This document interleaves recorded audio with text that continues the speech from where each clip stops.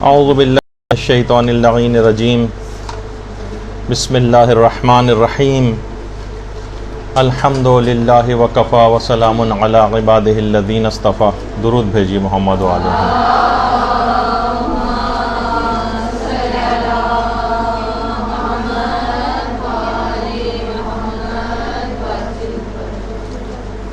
اس رمضان کی آمد ہے کہ جس کو اگر بھرپور طریقے سے گزار لیا جائے تو ایک ایسا تقوی حاصل ہوگا کہ جو پورے سال انسان کی روحانی زندگی میں کام آئے گا. ہم اس سے پہلے بھی بہت سے رمضان گزار چکے ہیں جبکہ پیغمبر ختمی مرتبت صلی اللہ علیہ وآلہ وسلم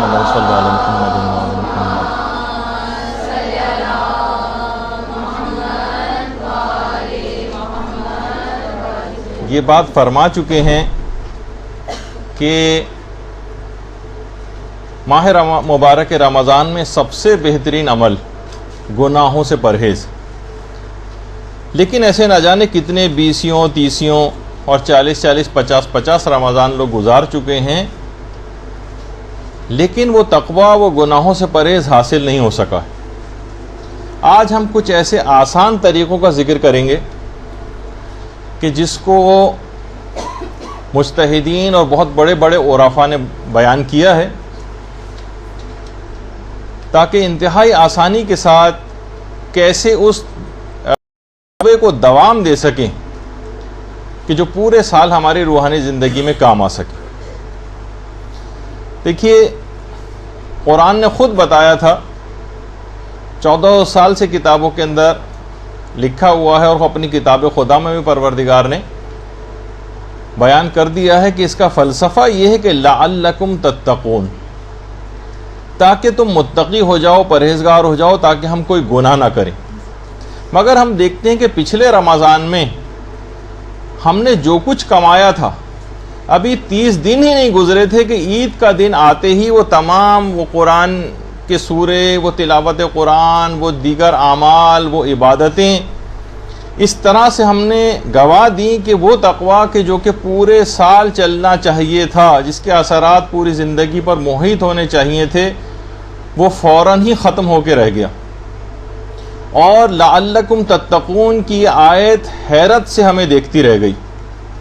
کتنی عبادات کی تھیں، کتنے اعمال انجام دیے تھے، کیسی بھرپور شب قدریں پچھلے سالوں میں گزاری تھیں. یہ کیا اچانک سے ہو گیا کہ نامہ اعمال کے اعتبار سے کھربپتی افراد شوال کے مہینے میں ہی قلاش ہو کے رہ گئے.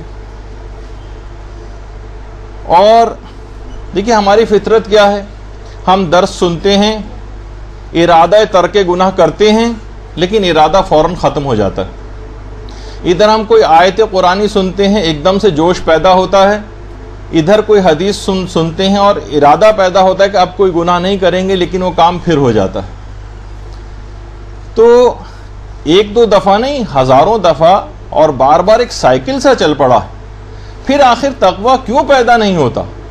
سارے اعمال بھی انجام دے رہے ہیں لیکن تقوی سے اپنے آپ کو خالی کیوں پاتے ہیں؟ غلطی کہاں پر ہو رہی ہے اور اس کا علاج کیا کیا جائے، یہ آج کا ہمارا عنوان ہے. تو اب دیکھیے ابھی جو اس سے پہلے بات بیان ہوئی کہ اس تقوی کو پورے سال چلنا چاہیے تھا، کیا ہم ایسے اقدامات کریں کہ تقوی میں دوام آ جائے؟ یعنی تقوی ادھر آتا ہے اور ادھر رخصت ہوتا ہے، ایک ہی دن میں رخصت ہو جاتا ہے اور ایسا رخصت ہوتا ہے جیسے گدھے کے سر سے سینگ غائب ہو جاتے ہیں. تو آج استقبال رمضان کی اس درس میں علماء اور عرفاء نے جو طریقے بیان کیے ہیں ان طریقوں کو وہ دستور العمل وہ ہم آپ کے سامنے پیش کریں گے. دیکھیے امام خمینی فرماتے تھے اور خاص طور پر حوزے اور مدرسے میں پڑھنے والے طالب علموں سے بات فرماتے تھے کہ دیکھو ایسا نہ ہو کہ اس حوزے میں یا اس مدرسے میں تم 50 سال گزار دو اور 50 سال گزرنے کے بعد بھی جہنم میں جانے کے حقدار رہو. اپنے لیے فرماتے تھے کہ تہذیب نفس اور تہذیب اخلاق کا ایسا پروگرام مرتب کرو اور اپنے لیے ایک ایسے استاد اخلاق کو معین کرو جو تمہاری بھرپور رہنمائی کرتا رہے. ایسا پروگرامز تمہیں بنانے چاہیے. اور یہی وجہ ہے کہ چاہے امام خمینی ہوں، آغا خوئی ہوں، آیت اللہ بہجت ہوں، طباطبائی ہوں، دیگر سب کے سب افراد اپنے اساتذہ سے ایک دستور العمل کے لیے جاتے تھے، حالانکہ خود کتنے بڑے علمی مقام پر فائز ہوتے تھے کہ ہم تقوی میں بلندی کیسے حاصل کریں، ہم اپنے آپ کو گناہوں سے کیسے بچائیں، ہم روحانی اعتبار سے بلند مقامات کو کیسے حاصل کریں، مقامات عالیہ تک کیسے پہنچیں، یہ تمام چیزیں اپنے اساتذہ سے دستور العمل کے طور پر لیا کرتے تھے۔ اور وہی آپ کو کہیں کسی کے پاس جانے کی ضرورت نہیں، اور خاص طور پر خواتین کو تو کسی بھی مرد سے رجوع کرنے کی سلسلے میں ضرورت نہیں ہے، جو مراجع کرام کو جو ان عرفا نے طریقے بتائے تھے وہی ہم آپ کی خدمت میں پیش کر دیتے ہیں، بس اس کے بعد ان پر عمل پیرا ہونا شروع ہو جائیے اور وہی انشاءاللہ فوائد حاصل ہوں گے جو ان تمام افراد نے حاصل کیے۔ دیکھیے، استقبال رمضان گناہوں کے ترک کے عزم سے شروع ہوتا ہے، ورنہ پورا مہینہ گزر جائے گا اور بھوک اور پیاس کے سوا کچھ حاصل نہیں ہوگا۔ آیت اللہ بہجت سے کسی نے سوال پوچھا خط لکھ کے کہ آپ ہمیں یہ بتائیے کہ ہم حضرت حجت کی محبت کو کیسے دل میں بڑھائیں۔ اللہم صلی علی محمد وعلی محمد۔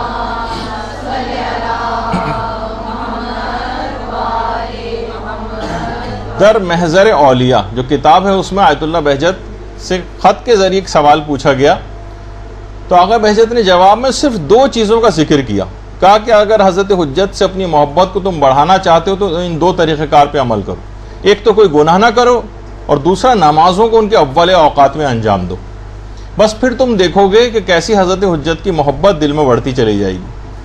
اور یہ ترک گناہ ایسی چیز ہے کہ خود آیت اللہ بہجت کہا کرتے تھے کہ 1000 سال کی بھی آپ کی زندگی ہو جائے اور چاہے اس میں کوئی الگ سے کوئی مستحب اور نیک کام بھی آپ انجام نہ دیں، فقط اپنے آپ کو گناہوں سے اگر بچا لیں تو قرب خداوندی کے لیے عمل بہت کافی۔ 1000 سال تک کوئی تسبیح بھی نہیں آپ پڑھیں، کوئی ذکر چاہے انجام نہ دیں، اول تو ممکن نہیں ہے لیکن بالفرض محال، اور صرف گناہ نہ کریں تو پروردگار کے انتہائی قریب آپ ہو سکتے ہیں، پروردگار کی قربت آپ حاصل کر سکتے ہیں۔ لہٰذا ان رمضان کے ان 30 دنوں کو آپ ترک گناہ کا 30 روزہ پروگرام قرار دیں اور جو اعمال ابھی بتائے جائیں گے ان پر آپ عمل شروع کر دیں۔ دیکھیے، کب تک سوچتی رہیں گے آپ؟ وہ وقت کب آئے گا؟ یاد رکھ لیجیے کہ یہ بات کہ کوئی بھی پلیٹ میں موقع کو رکھ کر آپ کو لا کر نہیں دے گا۔ اس بات کا ہرگز بھی انتظار نہ کریں جو آپ حکایتوں میں پڑھتی اور سنتی ہیں کہ کوئی ایک ولی خدا آیا اور بس آپ کا ہاتھ پکڑ کے اس نے آپ کو ترک گناہ سے جو ہے آپ کو بچا لیا اور ساری آپ کی ذمہ داری قبول کر لی، ایسا نہیں ہوگا۔ آپ کو خود بڑھ کر اقدام کرنے پڑیں گے، خود بڑھ کر اپنے لیے موقع نکالنے پڑیں گے، خود اپنی زندگی میں ان پروگرامز کو رائج کرنا پڑے گا، پھر جا کے ان کے فوائد حاصل ہوں گے۔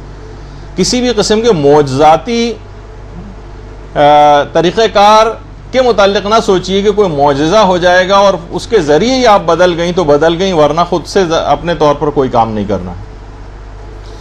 دیکھیے، موت کا کوئی بھروسہ نہیں، اور یہ جملہ پاکستان کے حالات میں کتنا زیادہ اس سے پہلے سمجھ میں نہیں آتا تھا جتنا اب یہ سمجھ میں آ رہا ہے، تو اس موقع کو غنیمت جانیے۔ اچھا، اس سلسلے میں ایک چیز، ابھی جو اعمال بھی بتائے جائیں گے اور جو تقوی کے سلسلے میں باتیں ہوں گی، تو اس میں ایک بات یاد رکھ لیجئے کہ اس میں ایک قانون کہلاتا ہے آل اور ننس لا۔ یہ والا قانون نہیں چلتا ہے، یعنی آپ کہیں یا تو میں 100% متقی ہو جاؤں اور اگر کوئی کمی باقی رہ گئی تو اس کا مطلب پھر میں کوئی عمل ہی نہ کروں، یعنی یا تو 100% میں کامل مومنہ بن جاؤں یا پھر میں بس پھر اگر نہیں بن سکتی تو پھر کیا فائدہ، پھر تو میں ایسی زندگی گزاروں گی۔ نہیں، تقوی اگر آپ میں 60% بھی آ گیا، 70% بھی آ گیا، 80% بھی آ گیا، 90% بھی آ گیا تو یہ بہت بڑی کامیابی ہے، اور اس کے بعد ترقی کی راہیں خود بخود کھلتی چلی جائیں گی۔ اس میں یہ نہیں ہے کہ یا تو 100% ہو یا پھر 0 پہ آپ چلی جائیں، ایسا نہیں ہے، ان کے درمیان کے بہت سارے مرحلے ہیں۔ اور یہ بات بھی یاد رکھ لیجئے کہ ابھی جو عملیات اور اذکار وغیرہ ذکر ہوں گے، ہو سکتا ہے کہ کسی بھی حالت میں کسی بھی مجبوری کی وجہ سے آپ ان اعمال کو روزانہ انجام نہ دے سکیں۔ مثلا ہو سکتا ہے کہ کسی روز مس ہو جائے، تو اگر کسی دن ان اذکار کا یا کسی عمل کا ناغہ ہو جائے تو اگلے دن قضا کی نیت سے اضافی طور پر اس عمل کو انجام دے لیں۔ ایک تو اسی دن کے جو اعمال ہوں گے وہ، اور ایک پچھلے دن کی قضا، یہ نہ سمجھیں کہ بس اگر یہ چند دنوں کے ناغے اس کے اندر آ گئے تو بس اب تو یہ زیرو عمل ہو گیا، بس اب کرنے کا کوئی فائدہ نہیں اور آپ چھوڑ کر بیٹھ جائیں. یہ اہم باتیں تھیں، اس وجہ سے آپ کی خدمت میں عرض کرنا ضروری. اچھا، اب اس میں آپ کو کرنا یہ ہے کہ استقامت دکھانی ہے، اور کچھ نہ کچھ تو اچھا یہ اعمال ہیں بھی سارے ایسے جو آپ کو استقامت پیدا کریں گے. یہ جو تقوی ہمارے اندر آتا ہے، ایک دن کے لیے رخصت ہوتا ہے، ایک لہجے کو پیدا ہوتا ہے اور رخصت ہوتا ہے، یہ استقامت نہ ہونے کی وجہ سے. دیکھیے شروع میں انسان جب سگریٹ پیتا ہے تو کتنی کڑوی اس کو لگتی ہے، بری لگتی ہے، لیکن بعد میں ایسا عادی ہو جاتا ہے کہ یہی وجہ ہے کہ آیت اللہ جواد عاملی وہ فرماتے ہیں کہ دیکھو وہ گناہ جو انتہائی متعفن ہیں، جو بہت بدبودار ہیں، بہت قابل نفرت ہیں، لیکن بار بار کی انجام دہی سے وہی اچھے لگنے لگتے ہیں. ہوتا نہیں ہے ایسا؟ جیسے ابھی ہم نے ایک سگریٹ کی مثال دی کہ شروع میں کتنی بری لگتی ہے، لیکن بعد میں آدمی ایسا عادی ہو جاتا ہے. تو یہ گناہ جو اتنے متعفن ہیں اپنی حقیقت میں، اتنے بدبودار ہیں، اتنے قابل نفرت ہیں، لیکن ان کو بار بار کی انجام دہی کی وجہ سے آدمی ان کا اتنا عادی ہو جاتا ہے کہ انہوں نے چھوڑ نہیں پاتا. تو پھر کیسے ممکن ہے کہ یہ نیکیاں یہ اگر آپ بار بار انجام دیں، جب یہ اذکار کو بار بار روزانہ پڑھنے کی تاکید ہوتی ہے، تو کیسے ممکن ہے کہ ان کی خوشبو ان واجبات کی، ان مستحبات کی، ان اذکار کی، ان تسبیحات کی یہ آپ کو متاثر نہ کرے اور آپ ان کی عادی نہ بن سکیں؟ جب گناہوں کے عادی بن سکتے ہیں اتنی گندی چیزوں کے، تو آخر نیکیوں کے عادی کیوں نہیں ہو سکتے؟ ان اذکار کے عادی کیوں نہیں ہو سکتے؟ ان تسبیحات کے عادی کیوں نہیں ہو سکتے؟ تو یہ پھر ایسی لذت بخش ہو جاتی ہیں، جیسے کہ ابھی ہم نے کہا کہ گناہوں کا عادی ہو جائے، یا مثلا یہ سگریٹ پینے کا عادی ہو جائے تو اتنا عادی ہو جاتا ہے اور اسی میں اس کو لذت آنے لگتی ہے. تو یہ کیسے ممکن ہے کہ نیکیوں کو کرنے کی ایسی لذت نہ اس کے اندر پیدا ہو جائے کہ کبھی چھوٹے نہ پائیں؟ تو اس رمضان میں آپ کو رمضان اپنے دین اور اپنی اخروی زندگی کی پلاننگ کا ایک مہینہ ہے. اس میں باقاعدہ ایک کاپی ورک کیجیے، اس میں غور و فکر کریں، اپنے لیے کچھ لائے عمل طے کریں کہ اگر اس کے نتیجے میں رکاوٹیں اگر آئیں گی تو میرا طریقہ کار کیا ہوگا. میں ان تمام مصروفیات میں اپنے آپ کی جو دن بھر میں ہوتی ہیں اس میں کیسے ان چیزوں کو رائج کروں. کسی بھی دنیاوی کام کے لیے ہم اتنی پلاننگ کرتے ہیں تو آخرت کے کاموں کے لیے پلاننگ کیوں نہیں ہو سکتی؟ اس کے لیے کوئی کاپی ورک کیوں نہیں ہوتا؟ ہاں البتہ اس میں ضرور اس بات کا خیال رکھا جائے، اور علماء اور عرفا بھی منع کرتے ہیں، وہ یہ کہ جلد بازی کرنا یہ اس میں نقصان دہ. فوراً انسان یہ کرتا ہے کہ آج سے اس نے کرنا شروع کیا تو اب بس جبریل امین اس پہ وحی لے کے نازل ہو جانے چاہیے. اب اس نے عمل کرنا شروع کیا تو بس اب اس کو طے العرض کرنا، یعنی دو دماغوں میں لوگوں کے سلسلے شروع ہو جاتے ہیں. بس اب کرامات کا صدور ان سے بس ممکن ہونے لگے، اب بس ان کی دعائیں بھی قبول ہونے لگیں. نہیں، ایسا نہیں. اس میں کسی بھی قسم کی جلد بازی کرنا، بلکہ جتنا تیز رفتاری کے ساتھ دوڑتے ہیں اس میں اتنا زیادہ مشکلات ہوتی ہیں. اور علماء یہ بھی فرماتے ہیں کہ جلد بازی سے استحکام عمل جو ہے وہ ضعیف پڑ جاتا ہے. یہ کانکریٹ بنیادوں پر نہیں ہو سکتا. اگر مثلا چھت پڑ رہی ہے یا گھر کی دیواریں ہیں اور اس کے اندر سیمنٹ وغیرہ لگایا گیا ہے اور اس کے بعد اس کی ترائی وغیرہ ہوتی ہے، تو جب تک پختگی نہیں آئے گی اور اوپر کی بلڈنگیں، اوپر کی عمارتیں اور فلور ہم بناتے چلے جائیں تو آپ خود سوچئے کہ کتنی کمزور وہ عمارت رہے گی. تو اس کے اندر اس بات کا خیال رکھنا ہے کہ پہلے مضبوط ہوتی جائیے، پھر خود بخود اگلے مرحلے طے ہوں گے. دیکھیے ہمارے گناہوں کی جو یہ سب سے بڑی نحوست ہے نا، یہ ہمارے مسلسل یقین میں کمی کرتی. یقین کم ہوتا ہے تو شکوک و شبہات بڑھتے چلے جاتے ہیں. جتنا استمرار گناہ ہوگا، جتنا تسلسل کے ساتھ گناہ کریں گے، روحانیت اس کے مقابلے میں اتنی ہی کمزور ہوتی چلی جائے گی. جیسے ایسے یہ کہ جیسے کسی درخت کی جڑ پہ یا اس کے تنے پر آپ مسلسل کلہاڑی سے وار کرتی رہیں یہاں تک کہ بالآخر وہ درخت کٹ کے گر ہی جائے گا.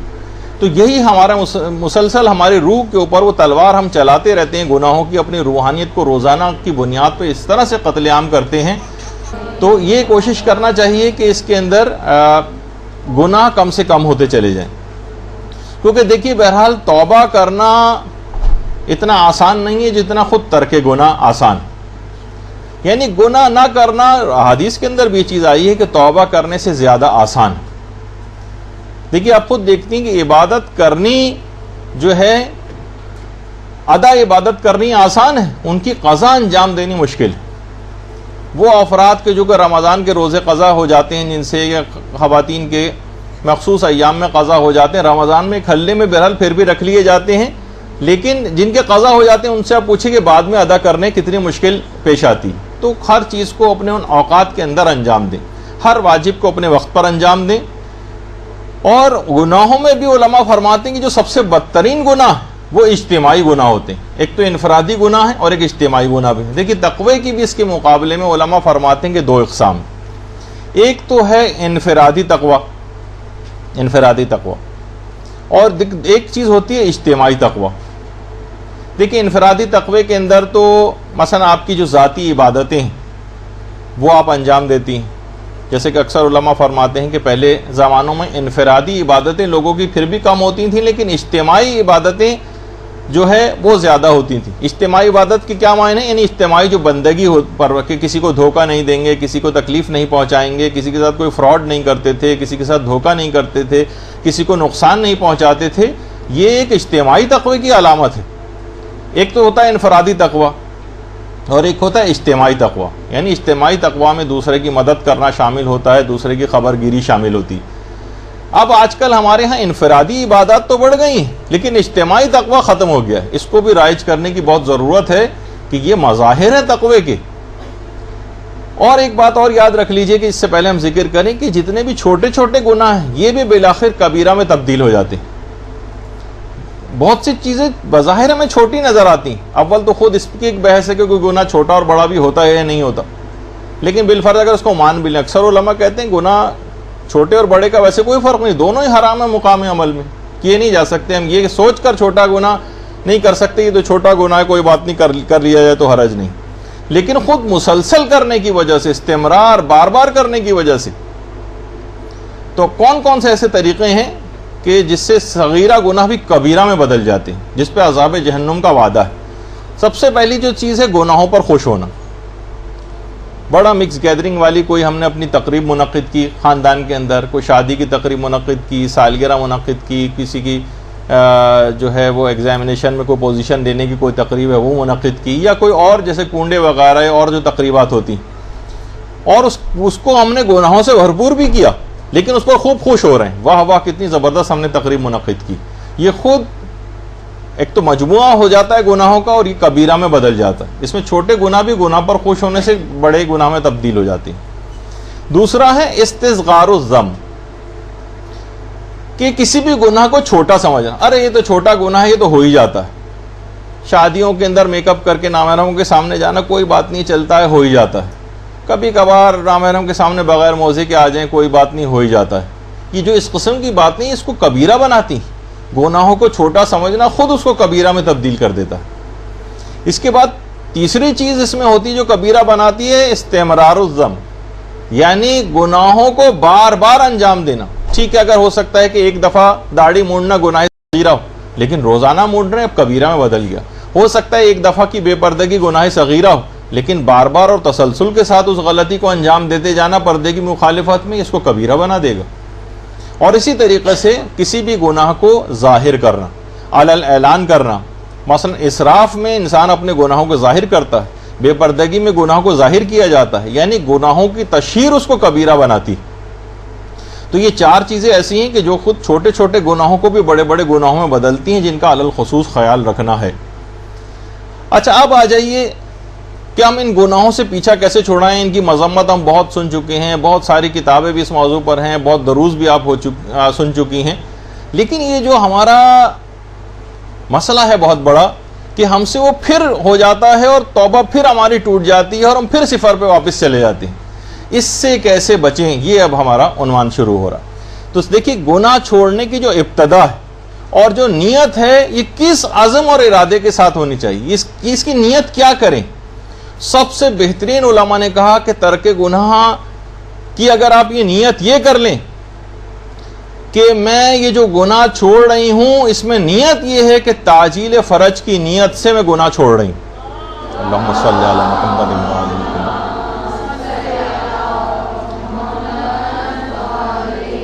نیت یہ ہو کہ امام زمانہ علیہ السلام کا ظہور ہو جائے، کیونکہ امام کو مسلسل اللہم صلی علی محمد و علی محمد۔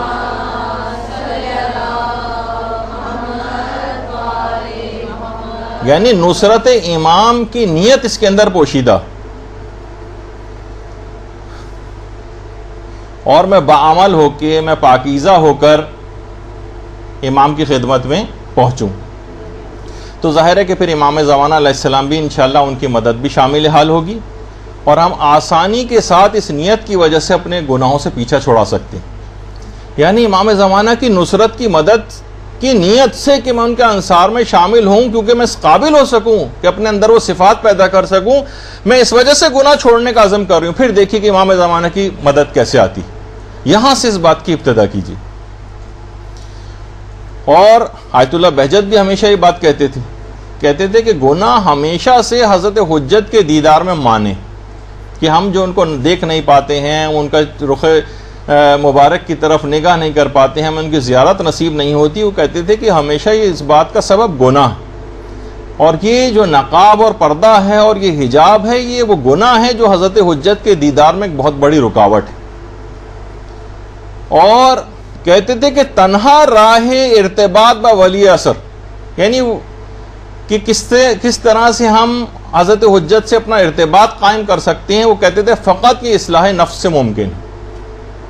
اور یہی وجہ ہے کہ آیت اللہ حسن صافی، دیکھیں ہمارے علماء ان کے فرمودات اور چیزیں بھی غور سے سننی چاہیے، فرماتے تھے کہ اگر واقعی کوئی شخص گناہوں کے ترک پر آمادہ ہو جائے، واقعی، اور عامل بھی ہو جائے اس کے اوپر، تو محال ہے کہ امام زمانہ سے اس کا ارتباط نہ ہو، محال ہے۔ اللہم صلی علی محمد۔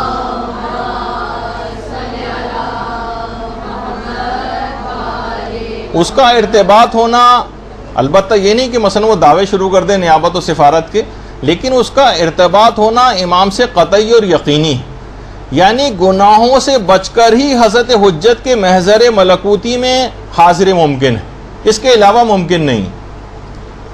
اور جو ہم دیکھتے ہیں کہ بار بار ہم سے گناہ ہو جاتے ہیں، یہ خود ہمارے استقامت نہ ہونے کی دلیل، یہ جو ہمارا استقامت دینی، اس کا مطلب ہمارے اندر پائی نہیں جاتی جب بھی ہم سے بار بار گناہ ہو رہے ہیں۔ اچھا، اب ایک تو وہ میں نے نیت بتائی آپ کو کہ حضرت حجت کی نصرت کے ارادے سے ان کی تعجیل فرج کی نیت سے گناہوں کو ترک کرنے کا عزم کرنا، یہاں سے چیز شروع ہوگی۔ اور اس کے بعد علماء فرماتے ہیں جو استقامت آپ کے اندر پیدا کرے گی کہ ایک دفعہ آپ نے ارادہ کر لیا کہ بس مجھ سے گناہ نہیں ہونا چاہیے، اب وہ نہیں ہوگا، اس کا ایک طریقہ کار یہ بھی ہے کہ اس میں علماء فرماتے ہیں کہ کم سے کم اس کی آپ کو پابندی کرنا ہے، اور 1 سال تک تو کم سے کم پابندی کرنا، اور کوئی بھی مسئلہ مشکل نہیں۔ اس میں سے ایک چیز ہے کہ روزانہ صبح 8 بجے خدمت حضرت ابا عبداللہ الحسین میں سلام پیش کریں، السلام علیکہ یا ابا عبداللہ الحسین، اللہم صلی علی محمد و علی محمد۔ استقامت، وہ جو شخص استقامت کا ایک پہاڑ تھا، جو گناہوں کے مقابلے میں امر بالمعروف کی تلوار لے کر نکلا تھا، تو اس کو آپ سلام عرض کریں، اور اس کے ٹائمنگ سے صبح کے 8 بجے، اور کوئی بھی مسئلہ نہیں ہے کہ صرف آپ کو سلام عرض کر رہا ہے، اتنا چھوٹا سا سلام، لیکن اوقات کی پاسداری کرنی۔ اور اس کے بعد کچھ علماء کا یہ بھی کہنا ہے کہ دن کے 11 بجے، ایک تو 8 بجے ہے، اور ایک دن کے 11 بجے 50 مرتبہ درود حضرت حجت کی خدمت عالیہ میں پیش کرنا، اللہم صلی علی محمد۔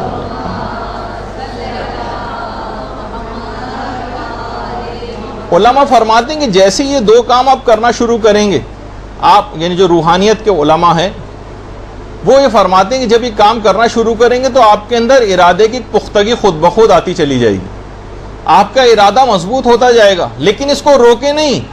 ایسا نہ ہو کہ تھوڑا سا آپ غافل ہو جائیں، اس عمل کو کم سے کم 1 سال تک تو ضرور انجام دیں، لیکن یہ اتنا آسان عمل ہے کے ساتھ ہو سکتا ہے، ہمیں صرف 1 سال کے لیے تو نہیں چاہیے نا، ہمیں تو پوری زندگی اپنی اس طرح سے گزارنی ہے اس کے بعد کہ ہم سے گناہ نہ ہو۔ تو یہ چیزیں ہوئیں۔ اس کے بعد ایک اور عمل ہے کہ جو کہ آیت اللہ علی آقا قاضی، جن کو استاد العارفین کہا جاتا ہے، یہ آیت اللہ علی آقا قاضی نے یہ جو دستور العمل اپنا بیان کرتے تھے، آپ خود سوچیے کہ کتنے بڑے بڑے مراجع ان کے پاس جاتے تھے۔ امام خمینی ان کے پاس دستور العمل کے لیے جاتے تھے، آیت اللہ خوئی ان کے پاس دستور العمل لینے کے لیے جاتے تھے، اس کے علاوہ آیت اللہ محمد حسین طباطبائی ان کے پاس جاتے تھے، اور اس کے علاوہ آیت اللہ بہجت بھی ان کے پاس جاتے تھے، اور سید ہاشم حداد جو کتنے مشہور عرفا میں سے گزرے ہیں، یہ ان کے پاس جاتے تھے۔ امام خمینی ایک جملہ آیت اللہ علی آقا قاضی کے متعلق فرماتے تھے کہ آیت اللہ علی آقا قاضی عظمت اور مقام توحید کا ایک عظیم پہاڑ تھے، پہاڑ، عظمت کا پہاڑ اور مقام توحید کا ایک پہاڑ۔ باقاعدہ اپنی کتاب جو جہاد اکبر ہے، اس میں امام خمینی نے ان کے متعلق جملہ فرمایا ہے۔ اور آیت اللہ محمد حسین طباطبائی فرماتے تھے کہ جو کچھ بھی میں نے حاصل کیا ہے وہ سب کا سب وہ ہے کہ جو کہ میں نے حضرت آیت اللہ علی آقا قاضی کے سے تمسک کر کے ان کے دامن سے وابستہ ہو کر حاصل کیا۔ باقاعدہ جو اسوہ عارفان جو کتاب ہے، اس کے اندر آیت اللہ علی آقا قاضی کا ایک قول ہے۔ پھر ایک اور دوسری کتاب ہے روح مجرد، اس میں بھی ہاشم حداد نے آیت اللہ علی آقا قاضی کی اہمیت بتا رہا ہوں، جنہوں نے دستور العمل ان مراجع کو بتایا تھا، اور کتنے بڑے مقامات پہ یہ سارے پہنچے، جو ابھی آپ کے آگے سامنے پیش ہونے والا ہے۔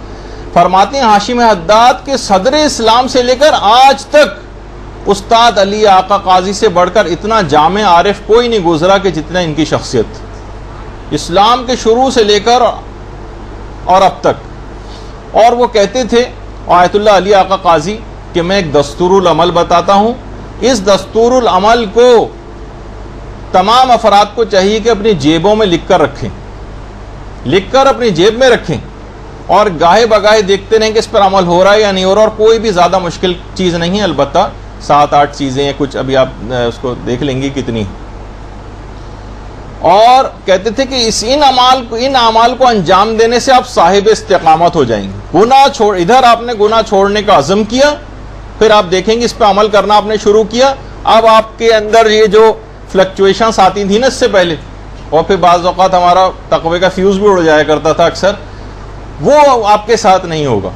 اور مسلسل آپ نے جو عزم کر لیا، دنیا حاصل کرنے کا عزم کریں گے، دنیا میں کامیابیاں حاصل کریں گے، آخرت کی کامیابی کا عزم کریں گے، انشاءاللہ آخرت کے اندر کامیاب ہوں گی، ترک گناہ کا عزم کریں گی، ترک گناہ میں کامیاب ہوں گی، اور اپنا آپ کا ارادہ ٹوٹنے نہیں پائے گا۔ یہ آیت اللہ علی آقا قاضی کا دستور العمل یہ آپ کے سامنے۔ اور کہتے تھے کہ اس کی وجہ یہ ہے کہ جو بھی اس طرح سے استقامت اختیار کر لیتا ہے، جو سورہ فصلت کی آیت نمبر 30، ان الذین قالوا ربنا اللہ ثم استقاموا تتنزل علیہم الملائکہ، کہتے تھے جو بھی استقامت اختیار کر لیتا ہے، یہ والی آیت بھی پڑھتے تھے، تو اس کے اوپر ملائکہ نازل ہوتے ہیں۔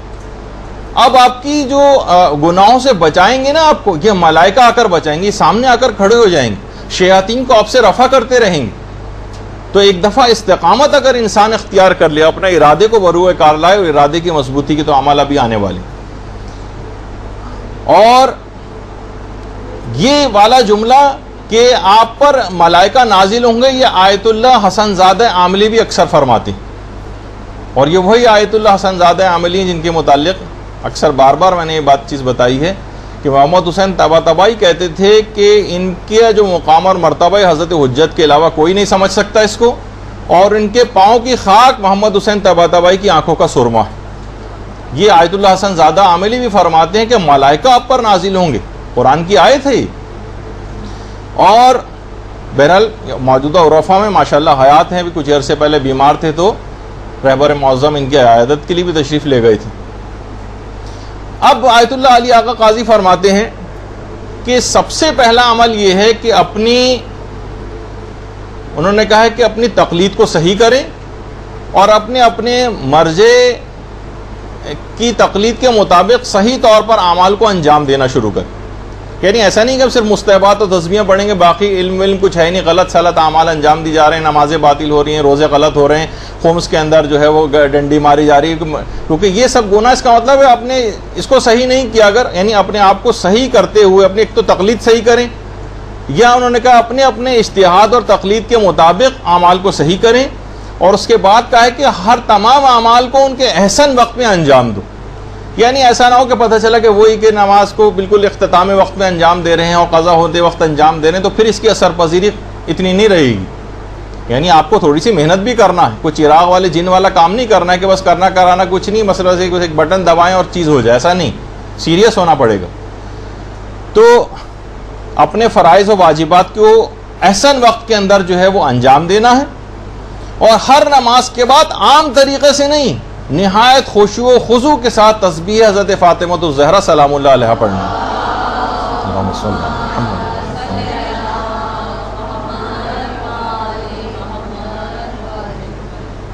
تسبیح حضرت زہرا نہایت خشوع و خضوع کے ساتھ پڑھیں، اس کو سرسری روا روی میں اور تیز رفتاری کے ساتھ رہو.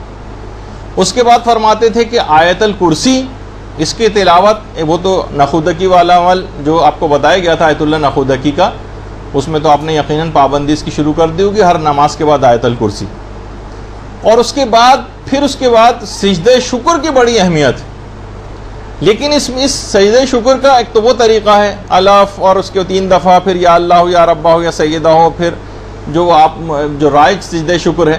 لیکن اس کا ایک اور طریقہ جو خاص سجدہ شکر اس موقع کے لیے بڑا کارآمد ہوگا، وہ آیت اللہ سید عبد الکریم رضوی کشمیری نے بیان کیا. وہ فرماتے ہیں کہ سجدے میں پیشانی رکھ دیں اور 3 دفعہ الحمدللہ کہیں، 3 دفعہ الحمدللہ. دیکھیں استقامت آپ کو بڑھانے کے عمل بیان کیے جا رہے ہیں. پھر اس کے بعد پیشانی کا دائیں طرف، گال نہیں، پیشانی کا دائیں طرف رکھیں سجدہ پر، اور الشکر للہ یا شکرن للہ جو آپ کہتی ہیں، یہ 3 دفعہ پڑھیں. اور اس کے بعد پیشانی کا بائیں حصہ رکھیں اور استغفر اللہ 3 دفعہ کہیں. بہت آسان ہے. تو کسی نے پوچھا یہ کون سی قسم کا سجدہ ہے جو آپ بتا رہے ہیں آیت اللہ رضوی کشمیری سے؟ تو آپ حیران ہوں گے کہ اس سجدے کی کتنی عظمت ہے. فرماتے ہیں کہ یہ وہ طریقہ سجدہ ہے جس کو مسلسل انجام دینے کی وجہ سے حضرت ابراہیم خلیل اللہ خلت کے مقام پر فائز ہوئے تھے. اللہم صلی علی محمد و علی محمد.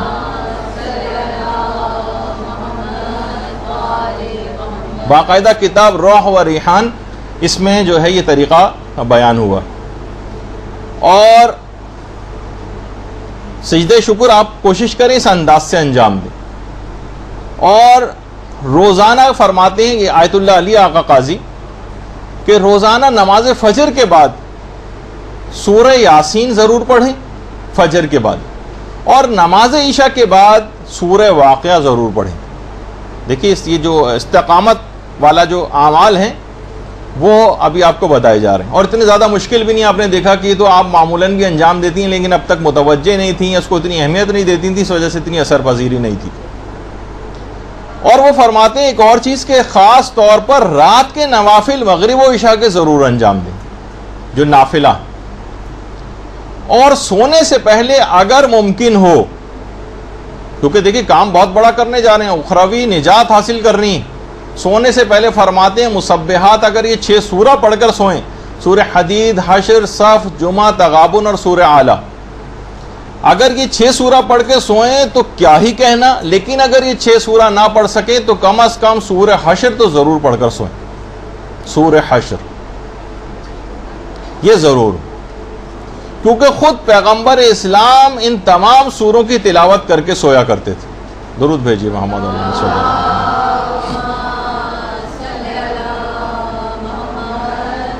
اور فرماتے تھے کہ ان سوروں میں ایک آیت ایسی ہے ہر سورے میں کہ جو کہ 1000 آیات سے بہتر.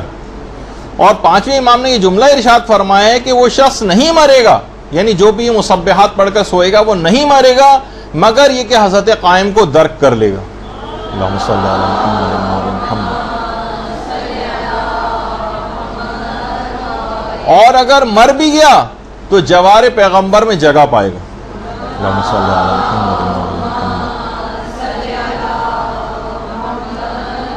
باقاعدہ مستدرک الوسائل میں بھی یہ روایت ہے، اصول کافی میں بھی. اور اس کے بعد آیت اللہ علی آقا قاضی فرماتے ہیں کہ نماز شب کی پابندی کرنا ہے، خاص طور پر جس وقت آپ نماز شب میں نماز شف اور وتر پڑھیں گی، اس کے اندر قل اعوذ برب الناس اور قل اعوذ برب الفلق ضرور پڑھیں. مستحب نمازوں میں آپ کو پتا ہے کہ الحمد کے بعد 2 سورے بھی پڑھے جا سکتے ہیں, اور واجب میں بھی ایک اور اختلاف ہے جو ہم جب نمازوں کی بحث آئے گی اس کے اندر بیان کریں گے. چاہیں تو ایک رکعت نماز شفع کی جو 2 رکعتیں ہوتی ہیں, ایک میں قل اعوذ برب الناس پڑھیں, ایک میں فلق پڑھ لیں, اور جو ایک نماز وتر ہوگی اس کے اندر ایک جو ہے وہ کوئی سا بھی ان میں سے ایک سورہ پڑھا جا سکتا ہے, یا دونوں سورے بھی پڑھے جا سکتے ہیں. اچھا, پھر اس کے بعد فرماتے ہیں کہ 70 مرتبہ استغفر اللہ ربی و اتوب الیہ پڑھیں. اور یہ عمل اگرچہ کہ ابھی تو یہ اس کے بعد بیان کیا ہے نماز شب کے بعد 70 دفعہ, لیکن فرماتے ہیں یہی 70 مرتبہ استغفر اللہ ربی و اتوب الیہ یہ نماز عصر کے بعد بھی انجام دینا. اور پھر ایک ذکر ہے کہ جو نماز فجر اور نماز مغرب کے درمیان میں بس ایک ذکر پڑھنا ہے اور 10 دفعہ پڑھنا ہے, اور یہ اصول کافی میں بھی نماز فجر اور نماز مغرب, یا فرماتے ہیں نماز فجر اور نماز عشاء کے بعد 10 مرتبہ اس ذکر کو پڑھنا ہے. یہ آپ کو الگ سے لکھا ہوا بھی دے دیں گے. اب ویسے تو آسان ہے کہ لا الہ الا اللہ وحدہ لا شریک لہ لہ الملک و لہ الحمد یحیی و یمیت و یحیی وہو حی لا یموت بیدہ الخیر. اچھا, اس کے بعد پھر ایک اور ہے اعوذ باللہ من ہمزات الشیاطین و اعوذ بک ربی ان یحضرون انہ هو السمیع العلیم. یہ آپ کو لکھا ہوا بھی دے دیں گے, ابھی زیادہ پریشان ہونے کی ضرورت نہیں ہے. کہہ رہے ہیں کہ بس آپ یہ دستور العمل یہ جو مختصر سا ہے, یہ اصول کافی کے اندر بھی یہ والی روایت موجود ہے. آیت اللہ علی آقا قاضی فرماتے ہیں کہ اس دستور العمل کو اگر آپ نے پابندی سے کرنا شروع کر دیا تو آپ کچھ ہی عرصے میں دیکھیں گے کہ اتنی صاحب استقامت ہو جائیں گی, تقوی اتنا زیادہ آپ کے اندر پیدا ہو جائے گا, گناہوں سے اتنا زیادہ دور ہو جائیں گی کہ اور ہر کام میں اتنا پختہ ارادہ آپ کا ہو جائے گا کہ آپ خود حیران ہوں گی کہ اب تو میں جو ارادہ کرتی ہوں کسی بھی نیکی کا وہ پوری ہو جاتی ہے, کوئی رکاوٹ نہیں آ پاتی, گناہ آپ کو اپنی طرف مائل نہیں کر سکیں گے, اور کمال استقامت جو ہے وہ حاصل ہوگی, اور کوئی بھی مشکل دستور العمل نہیں. آپ نے دیکھا کہ بہت بس نافلہ پڑھنے یا نماز شب پڑھنی جو ویسے ہی روزانہ کا بھی آپ سے تقاضا تھا, اور یہ جو مہینہ آگے چل کر آ رہا ہے یہ انتہائی بہترین ہے کہ جس میں انسان بہت تقوی کی طرف راغب بھی ہوتا ہے, آگے بھی بڑھتا ہے. اس پہ عمل کرنا شروع کریں, پھر دیکھیے کہ یہ وہ ہیں کہ جو اتنے بڑے بڑے مراجع یہ دستور العمل لے کے جاتے تھے ان کے پاس, جو آپ کی خدمت میں ابھی ہم نے پیش کیا.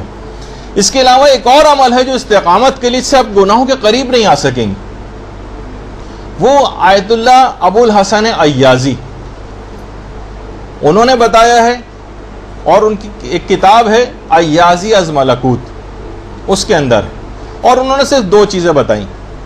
کہا کہ جب یہ پابندی سے آپ کرنا شروع کر دیں گے تو ایسا ثبات قدم نصیب ہوگا, استقامت ایسی آ جائے گی کہ آپ خود حیران ہوں گے. سب سے پہلی چیز ہے یا اللہ یا رحمان یا رحیم یا مقلب القلوب ثبت قلبی علی دینک, جو کہ آپ ایسے بھی پڑھتی جی. یہ اس کو پابندی کے ساتھ پڑھتے رہیں, اور کوئی خاص معین عدد بھی نہیں بتایا, بس یہ پڑھنا شروع کر دیں. اور دوسرا ہے وہ بھی مشہور ہے کہ استغفر اللہ الذی لا الہ الا هو الحی القیوم ذو الجلال والاکرام واتوب الیہ. یہ پابندی کے ساتھ آپ پڑھنا شروع کر دیں.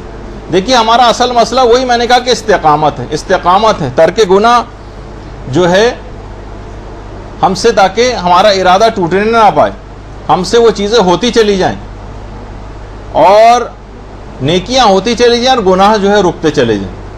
اور کیونکہ ہم تمام چیزیں کر کے دیکھ چکے ہیں, ہم یہ دیکھتے ہیں کہ ہم کوئی عمل کرنے جاتے ہیں اسی میں تو مسئلہ آتا ہے, تو کیا ایسا یہ سوائے ان اذکار کے اور خدائی مدد کے اب ممکن ہی نہیں ہے کہ یہ چیزیں ہم سے چھوٹ سکیں.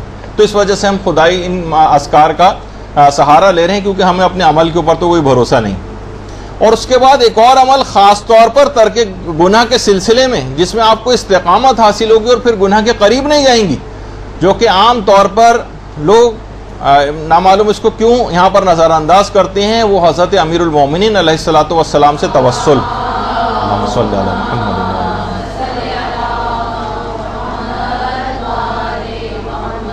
مشکل کشا, اور اس سلسلے میں گناہوں کے سلسلے میں اس سے کوئی مدد نہیں لیتا.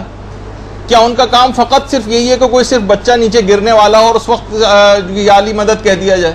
اتنے سے کاموں کے لیے اور اتنے بڑے بڑے جو ہمارے کام ہیں جس پہ ہماری اخروی زندگی کا دار و مدار ہے، اور ہم اس سلسلے میں ان سے کوئی مدد نہیں مانگتے؟ امیر المومنین سے مدد، اور یہ جو یا علی مدد کا جو نعرہ ہے یہ ان گناہوں کے مقابلے میں بھی لگانا چاہیے۔ تو اچھا، اب ہم دیکھیے وجہ اس کی کیا ہے، کیونکہ ہم جہنم کے اندر گر رہے ہیں۔ ابھی تھا نا کہ گرتے وقت کہتے ہیں تو گر تو رہے ہیں جہنم کے اندر، وہاں پر بھی ہمیں، اور کتنی بہت ساری ایسی حکایات اور روایات ہیں کہ وہ شخص پل صراط سے نیچے گرا تھا جہنم میں اور یا علی مدد کا، اور ایک ہاتھ آیا اور اس کو وہاں سے نکال لیا۔ کتنی ایسی موت کے درس میں ہم نے بیان کی۔ اللہم صلی علی محمد و علی محمد۔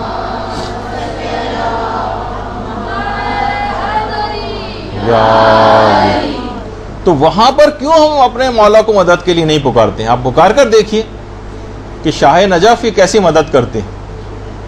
آیت اللہ عبد الکریم کشمیری، یہاں پہ ایک بات اور عرض کر دی جائے کہ خود نجف اشرف سے انتہا سے زیادہ عشق کرتے تھے، اور انتہا سے زیادہ اس شہر سے،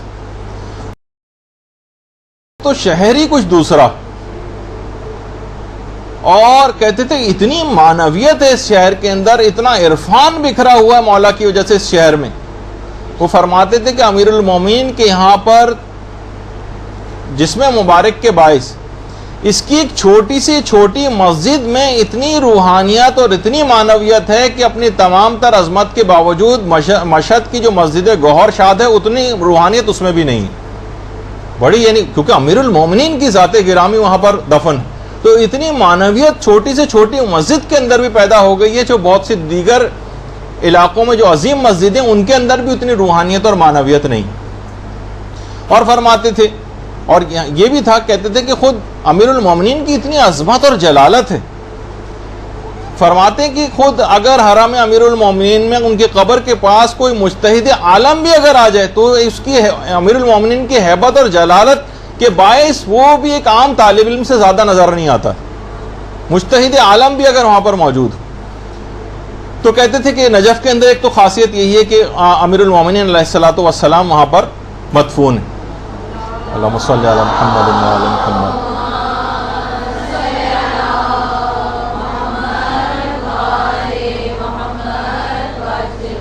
اور اس کے علاوہ بھی فرماتے تھے کہ نجف میں امیر المومنین کے علاوہ 360 انبیاء کے قبور ہیں نجف میں، 360۔ کربلا میں بھی 260 انبیاء کے قبور ہیں۔ امام حسین کا اور حضرت عباس کا روزہ نظر آ رہا ہے، درود بھیجیے نا۔ اللہم صلی علی محمد۔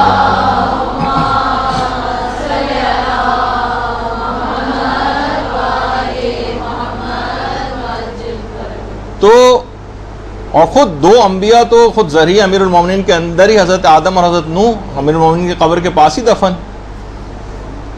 تو خود آیت اللہ کشمیری یہ بات بیان فرماتے تھے کہ مجھے تو کوئی بھی مسئلہ پیش آتا تھا، بس جا کر ناد علی پڑھتا ہوں اور سارے مسئلے میرے حل ہو جاتے ہیں۔ تو آپ بھی امیر المومنین کو پکاریے، دیکھیے اللہم صلی علی محمد و علی محمد۔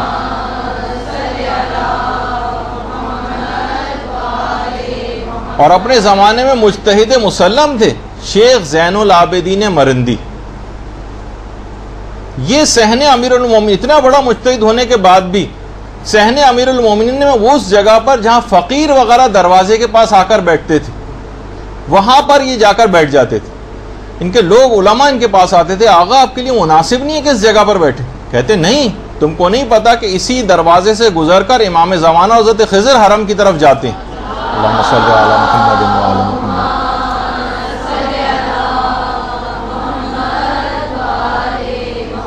میں اس لیے یہاں پر آ کر بیٹھا ہوں کہ شاید گزرتے ہوئے اس فقیر کی طرف بھی کوئی نظر کرم فرما لیں۔ تو بہرحال توسل کیجئے امیر المومنین سے کہ مولا میں گناہوں میں ایسی غرق ہو رہی ہوں جس کا نتیجہ آخرت میں جہنم کے اندر جلنا ہے، آپ کی مدد اور آپ کی عنایت شامل حال ہو جائے تو میں اپنے آپ کو ان سے بچا سکتی ہوں۔ توسل کیجئے امیر المومنین سے، اور اس کے بعد یعنی واقعی وہ موقع ہے کہ یا علی مدد کہیے، پھر دیکھیے کہ کیسی مدد آپ کے پاس آتی ہے، اور شیطان کے چیلے کیسے راہ فرار اختیار کرتے ہیں، کیونکہ جب کرار اور غیر فرار کی مدد آئے گی تو شیطانی چیلوں کو بہرحال فرار اختیار کرنا پڑے گا۔ درود بھیجیے محمد علیہ وسلم۔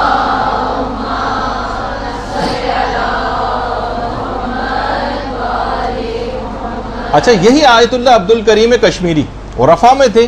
ایک چیز بس بیچ میں آ گئی تو اور بتا دوں، اکثر کیونکہ اس قسم کے سوالات آنے لگے ہیں ہمارے پاس۔ وہ فرماتے تھے کہ حتیٰ کہ میں نے یہ دیکھا ہے، ایک عمل انہوں نے بتایا، چھوٹا سا بالکل عمل ہے، کہا کہ یہ والا اگر لوگ اکثر میرے پاس گھر کے لیے آتے ہیں، کسی کو گاڑی چاہیے ہوتی ہے، کسی کو رزق چاہیے ہوتا ہے، اور کسی کو شادی کا مسئلہ درپیش ہوتا ہے، الخصوص شادی، تو کہتے ہیں میں ان کو ایک عمل بتاتا ہوں کہ اگر سورہ یاسین کو پڑھا جائے، اس کی تلاوت کر کے، اور اس کو ہدیہ کیا جائے امام جواد کی خدمت میں، اللہم صلی علی محمد وعلی محمد، تو فرماتے ہیں کہ میں نے تمام لوگوں کی ہر خواہش کو، چاہے وہ گھر کی انہوں نے خواہش کی ہو، چاہے گاڑی کی خواہش کی ہو، چاہے رزق کی کوئی خواہش کی ہو، چاہے رشتے اور شادی کے سلسلے میں کوئی خواہش ہو، ہر خواہش کو میں نے پورا ہوتے دیکھا۔ سورہ یاسین کو پڑھ کر امام جواد کی خدمت میں جو ہے وہ آپ ہدیہ کریں، پھر دیکھیں کتاب روح و ریحان، اس کے اندر باقاعدہ اس بات کو جو ہے اس عمل کو لکھا گیا۔ اچھا، اس کے علاوہ جو استقامت ہمارا جو مین موضوع ہے کہ اس میں اپنے آپ کو اندر سختی کیسے پیدا کریں کہ گناہوں کے مقابلے میں بس ایک پہاڑ کی طرح سے ہم ہو جائیں، تو مشہور عرفا میں سے ایک شیخ علی زاہد قمی، یہ بڑے عرفا میں سے گزرے ہیں، اور یہ ملا حسین قلیہ حمدانی کے شاگردوں میں سے رہیں، اور انہوں نے دو چیزیں علی الخصوص بتائیں استقامت کے سلسلے میں، کہ گناہ پھر آپ کے قریب نہیں آنے پائیں گے، اور یہ آفتاب خوبہ کے نام سے جو کتاب آئی ہے اس کے اندر بھی دو چیزیں ہیں۔ ایک تو ہے تلاوت قرآن کی کثرت کے ساتھ، قرآن کی آپ تلاوت کریں، کثرت سے تلاوت قرآن کرنا، پھر آپ دیکھیں گے جب ہر وقت آپ کی زبان کے اوپر کلام الہی رہے گا تو فرار اختیار کریں گے شیاطین وہاں سے۔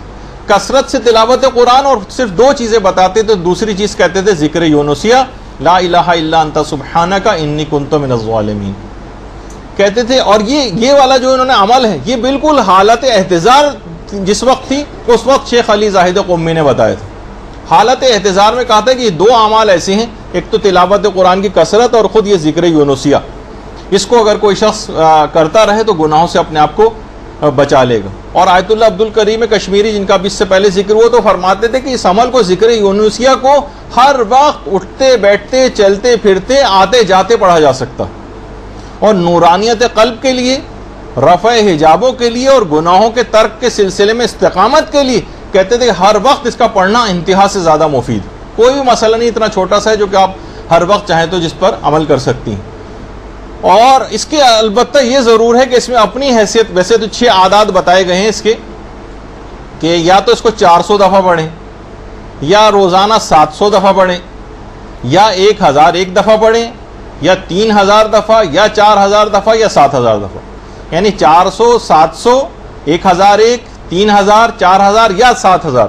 البتہ عام لوگوں کے لیے عشاء کے بعد اگر سجدے میں جا کر 400 دفعہ اس کو پڑھ لیں تو یہ بہت مجرب ہے، اور ایک ساتھ نہ پڑھ سکے تو وقفوں میں سجدے میں پڑھا جا سکتا، کہ اب 50 دفعہ ایک دفعہ پڑھ لیے، پھر 50 دفعہ سجدے میں جا کر، البتہ پڑھنا سجدے میں ہی، یعنی اثر پذیری زیادہ ہونے کے لیے، ورنہ تو چلتے پھرتے اٹھتے بیٹھتے بھی پڑھا جا سکتا۔ اور کم سے کم عدد روزانہ کا 400 دفعہ ہے۔ آیت اللہ ابراہیمی امینی نے بھی اپنی کتاب خود سازی میں اس کو علی الخصوص ذکر کیا ہے، لیکن یہ خاص طور پر علماء فرماتے ہیں کہ 400 دفعہ سجدے کے اندر پڑھنے والا، اور کہتے ہیں کہ اگر ایک دفعہ، ویسے تو کوشش کریں ساری زندگی پڑھنے میں کیا قباحت ہے، لیکن چلیں اگر کوئی شخص اتنی پابندی سے نہیں کر سکتا تو کم سے کم 40 روز تک اس عمل کو ضرور کریں۔ علماء فرماتے ہیں کہ ایسے عجیب اثرات روحانی آپ کو حاصل ہوں گے کہ آپ خود حیران رہ جائیں گے کہ کیسے یہ چیزیں ممکن ہو رہی، کہ دل گناہوں کی طرف مائل ہی نہیں، یا اگر مائل ہو بھی رہا ہے تو گناہوں میں اور آپ کے درمیان ایسی رکاوٹیں آ رہی کہ آپ اس گناہوں کی طرف نہیں جا سکیں گے۔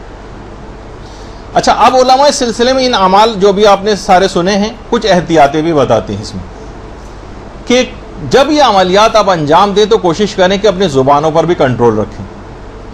یعنی پیغمبر فرماتے تھے نا کہ جس طرح تم پیسوں اور سونے کی حفاظت کرتے ہو، اسی طرح سے بس اپنی زبان کی حفاظت بھی کرو۔ دیکھیے پیسوں اور سونے اور پیسوں کی حفاظت انسان کیسے کرتا ہے؟ صندوق میں رکھتا ہے، اس کو تالا لگا کر رکھتا ہے. زبان اس سے بھی زیادہ قیمتی ہے، اور اس کی حفاظت کا پروردگار نے ایسا انتظام کر رکھا ہے کہ مضبوط دانتوں کی دیوار اس کے اطراف میں بنائی اس کی حفاظت کے لیے. پھر مزید ایک اور دیوار، ہونٹوں کی دیوار بھی، اس کے اندر زبان کو رکھا گیا. خدا کے لیے اس کو آزاد نہ چھوڑیں، ورنہ یہ خود سانپ بن کر آپ کو خود ڈس لے گی اور آپ کی آخرت کو خراب کرے گی. یعنی حرام تو چھوڑیے، مباح کاموں سے بھی پرہیز کرنا. یہی وجہ ہے کہ کمگوئی کے سلسلے میں خاص طور پر آیت اللہ اسحاق فیاض، آیت اللہ اسحاق فیاض 4 مشہور مراجع میں سے ہیں نجف کے، اور ایک زمانے میں یہاں پر کراچی بھی آئے تھے. تو جو لوگ ان کی خدمت میں گئے تھے انہوں نے کہا کہ بہت ہی کم بات کرتے. ویسے درس خارج اور جب اس ممبر پہ آتے ہیں تو ایک الگ ان کی شان ہوتی ہے، لیکن عمومی زندگی میں انتہائی کم. کو زبان پہ حد سے زیادہ کنٹرول، بہت کم وہ. اور ایک ایسی چیزیں دیکھیے زبان پہ اگر کنٹرول نہیں کیا کہ کربلائی احمد تہرانی، یہ علماء میں سے گزرے ہیں، یہ خود فرماتے ہیں کہ میں ایک مدت تک کربلا میں رہا تھا، ایک مدت تک. اچھا شروع میں جب انسان وہاں پر جاتا ہے ان جگہوں پہ تو بڑی روحانیت ہوتی ہے، بڑا تقویٰ ہوتا ہے، لیکن اگر وہاں مستقل رہائش اختیار کر لیتا ہے تو معنویت میں کمی ہونے لگتی. تو کہنے لگے کہ میں دیکھ رہا تھا کہ مسلسل میری معنویت میں کمی ہو رہی تھی اور مسلسل روحانیت کم ہوتی جا رہی تھی. میں سخت ناراحت ہوا اور امام حسین علیہ السلام کی سے متوسل ہوا.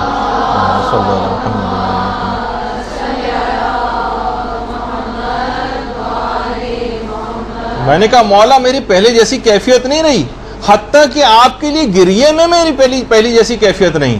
اب میں ایسا گریہ بھی نہیں کر پاتا جو پہلے کرتا تھا. تو کہہ رہے ہیں امام اقدس کی طرف سے مجھے یہ جواب ملا کہ یہ صرف اس بات کی دلیل ہے کہ تم لوگوں نے زبان کا کنٹرول ختم کر دیا، اور جو منہ میں آئے کہہ دیتے ہو، اس سے روحانیت اور معنویت بہت کمزور ہو جاتی. تو کہنے لگے پھر میں اس کی طرف خاص طور پر متوجہ ہوا اور اس کے بعد اپنی زبان پر کنٹرول کیا، اور یہاں تک کہ وہ معنویت اور روحانیت، کھوئی ہوئی معنویت اور روحانیت کو دوبارہ حاصل کی. اور یعنی اس دوران ایک تو یہ احتیاط کرنی. ایک عمل اور علماء نے بتایا ہے، اور وہ ہے جو سورہ نور کی آیت نور 35 نمبر کی جو آیت ہے، اللہ نور السماوات والارض مثل نورہ کمشکات فیہ مصباح، اور پھر وہ پوری جو آیت ہے 35 میں، اس کو روزانہ 256 مرتبہ پڑھنا ہے، 256 دفعہ. علماء فرماتے ہیں اگر کوئی اصحاب سیر و سلوک میں شمار ہونا چاہتا ہے تو اس کو کرنا شروع کر دے. ایسے حقائق جو ہے کشف ہوں گے اور سچے خواب اس کو آنے لگتے ہیں. سب سے اہم بات اس کے اندر یہ ہے، رویا صادقہ، سچے خواب دیکھے گا. 256 مرتبہ سورہ نور کی آیت نور 35 نمبر کی جو آیت ہے اس کو پڑھنا شروع کر. اچھا یہ دیکھیے جو عملیات ہیں نا، یہ کیوں بتائے جا رہے ہیں؟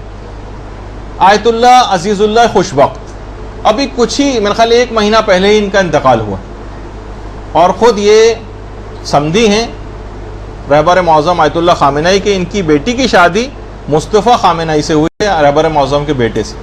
ابھی عمرے کے لیے تشریف لے گئے تھے، وہیں طبیعت ان کی خراب ہوئی تھی اور ریاض کے ہاسپٹل میں ایڈمٹ بھی رہے تھے وہاں پر سانس کی تکلیف میں، اور اس کے بعد انتقال کر گئے. یہ فرماتے تھے کہ یہ جو اذکار ہے نا، ان کے ذریعے گناہوں کو دبا دیجیے. ان کا بہت وزن ہے ان اذکار کا. یہ جو ابھی آپ نے سنا کہ جیسے آیت نور 256 دفعہ، یہ گناہوں کو کچل کے رکھ دے گی. یہ جو اس سے پہلے آپ نے اعمال انجام دیے، فرماتے تھے کہ ذکر کثیر سے گناہوں کو دبایا جا سکتا ہے. اور کہتے تھے کیونکہ تسبیح حضرت زہرا سلام اللہ علیہا، اللہم صلی علی محمد وعلی محمد،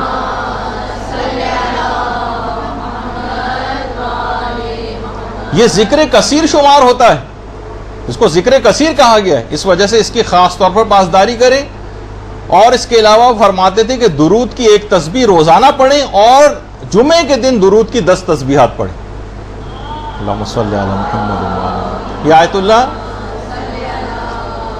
عزیز اللہ خوش وقت. میں نے مختلف چیزیں بتا رہا ہوں آپ کو تاکہ ان سب علماء کی چیزیں آپ کے پاس جمع رہیں، اور جس کی جو بھی ظرفیت ہے اس کے مطابق ان چیزوں کو عمل کرنے کی کوشش کریں. دیکھیں ان اعمال سے گھبرائیں نہیں، تھوڑی بہت زحمت ضرور ہے. مسئلہ آج کل یہ ہو گیا ہے کہ لوگ زحمتیں بھی نہیں اٹھا رہے. مثلا کسی کو کوئی عمل بتائیں تو کہتے ہیں مولانا، یعنی جو علماء کو ہم نے دیکھا ہے کہ مولانا آپ ہی کر لیجئے ہماری طرف سے. مثلا کسی کو کہیں جناب یہ والی آئے جو سورہ ہے آپ لکھ کے رکھیں اپنے پاس، وہ کہتے ہیں کیا فوٹو کاپی چل جائے گی؟ یعنی خود سے کوئی حتیٰ کہ کوئی عمل بھی بتائیں تو فیس بک وغیرہ کا مدرسے کا اکاؤنٹ ہے، لوگ کہتے ہیں آپ ہی لکھ کر اور اس کی کاپی ہمیں بھجواتے ہیں اس کو. یعنی اتنے سیریس بھی نہیں ہیں اپنے کسی مسئلے کو حل کرنے کے لیے کہ معمولی سی زحمت بھی ہو جائے. اچھا، جو احتیاطیں بتائی جا رہی تھیں ان میں ایک احتیاط یہ بھی ہے، علماء فرماتے ہیں کوشش کر کے اگر ہر وقت باوضو رہیں تو بہت اچھا، یہ آپ بہت زیادہ مددگار ہوگا اور آپ کا دل چاہے گا کہ آپ ان اعمال کو بار بار انجام دیں اور گناہ سے تو دور رہیں گے ہی. اور حتیٰ الامکان فرماتے ہیں جس جگہ بھی بیٹھیں قبلہ رخ ہو کر بیٹھیں، کوشش کریں کہ جہاں تک بھی ممکن ہو. مثلا کسی گھر میں گئے، انہوں نے کہا یہ تشریف رکھیے، اب دیکھیں اندازہ کر کے قبلہ رخ ایسی سیٹ پہ بیٹھیں جو قبلہ رخ ہو جائیں، ممکن اگر ہو، زبردستی نہ ہو. شہید اول ہمارے کتنے بڑے مجتہدین میں سے گزرے ہیں، وہ تو اس بات کا حد سے زیادہ اعتقاد رکھتے تھے قبلہ رخ بیٹھنے پہ. کہتے تھے یہ عمل اتنے عجیب اثرات کا حامل ہے کہ خود اس بات پر اتنے عامل تھے کہ اگر کسی محفل میں یا کسی درس میں قبلہ رخ نہ بیٹھ سکتے تھے تو وہ سمجھتے تھے کہ میں نے بہت بڑی فضیلت کو کھو دیا. دیکھیے جس طرح وہ ہوتا ہے نا، میں نے پہلے بھی ایک دفعہ مثال دی تھی کہ ریڈیو کی جب سوئی آپ کرتے ہیں تو ایک خاص مقام پر جا کے ایک دم سے سگنل کو پکڑتی، قبلہ رخ ہونے سے آپ کے سگنل سارے درست ہو جاتے ہیں. تو وہ یہ فرماتے تھے کہ ہمیشہ کوشش کر کے قبلہ رخ بیٹھیں. اور یہ اتنا زیادہ ادب اور احترام کے قائل تھے، خاص طور پر مجالس اور درس کے سلسلے میں شہید اول، کہ یہ جب بھی کسی درس میں اور مجلس میں بیٹھتے تھے تو علماء نے لکھا ہے کہ اتنا ادب اور احترام ہوتا تھا کہ جیسے پیغمبر اسلام کے سامنے آ کر بیٹھے ہوں، اتنا احترام. اللہم صلی علی محمد.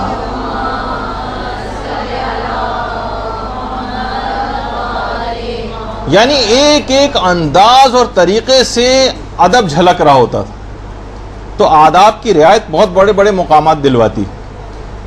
اچھا، علماء فرماتے ہیں خاص طور پر اگر اس بلند مقام روحانیت کو آپ نے حاصل کرنا ہے تو کوئی صبح ایسی نہ کرے کہ جب اس سے نافلہ صبح فوت ہو گئے.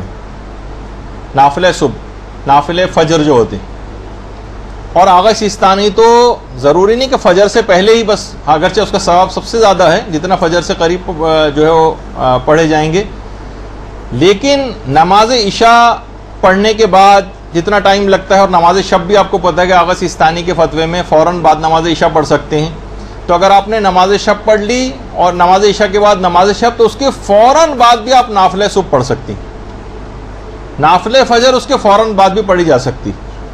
تو ضروری نہیں کہ بالکل فجر سے پہلے ہم سے نہیں اٹھا جا رہا ہے تو ہمارے ساتھ یہ مشکل ہو، اس سے پہلے بھی پڑھی جا سکتی. اچھا، پھر علماء ایک اور احتیاط بتاتے ہیں کہ سورج نکلنے کے 1 گھنٹے تک کوئی دنیاوی کلام نہ کرے. یہ ایک اور احتیاط ہے، یعنی سورج نکلنے کے بعد سے لے کر 1 گھنٹے تک کوئی دنیاوی کلام نہ کریں. ذکر اذکار یہ سب پڑھ سکتے ہیں لیکن کوئی دنیاوی کلام نہ ہو. تو ان چیزوں کا اگر آپ خیال رکھ لیں گے تو اثر پذیری اور زیادہ بڑھ جائے گی.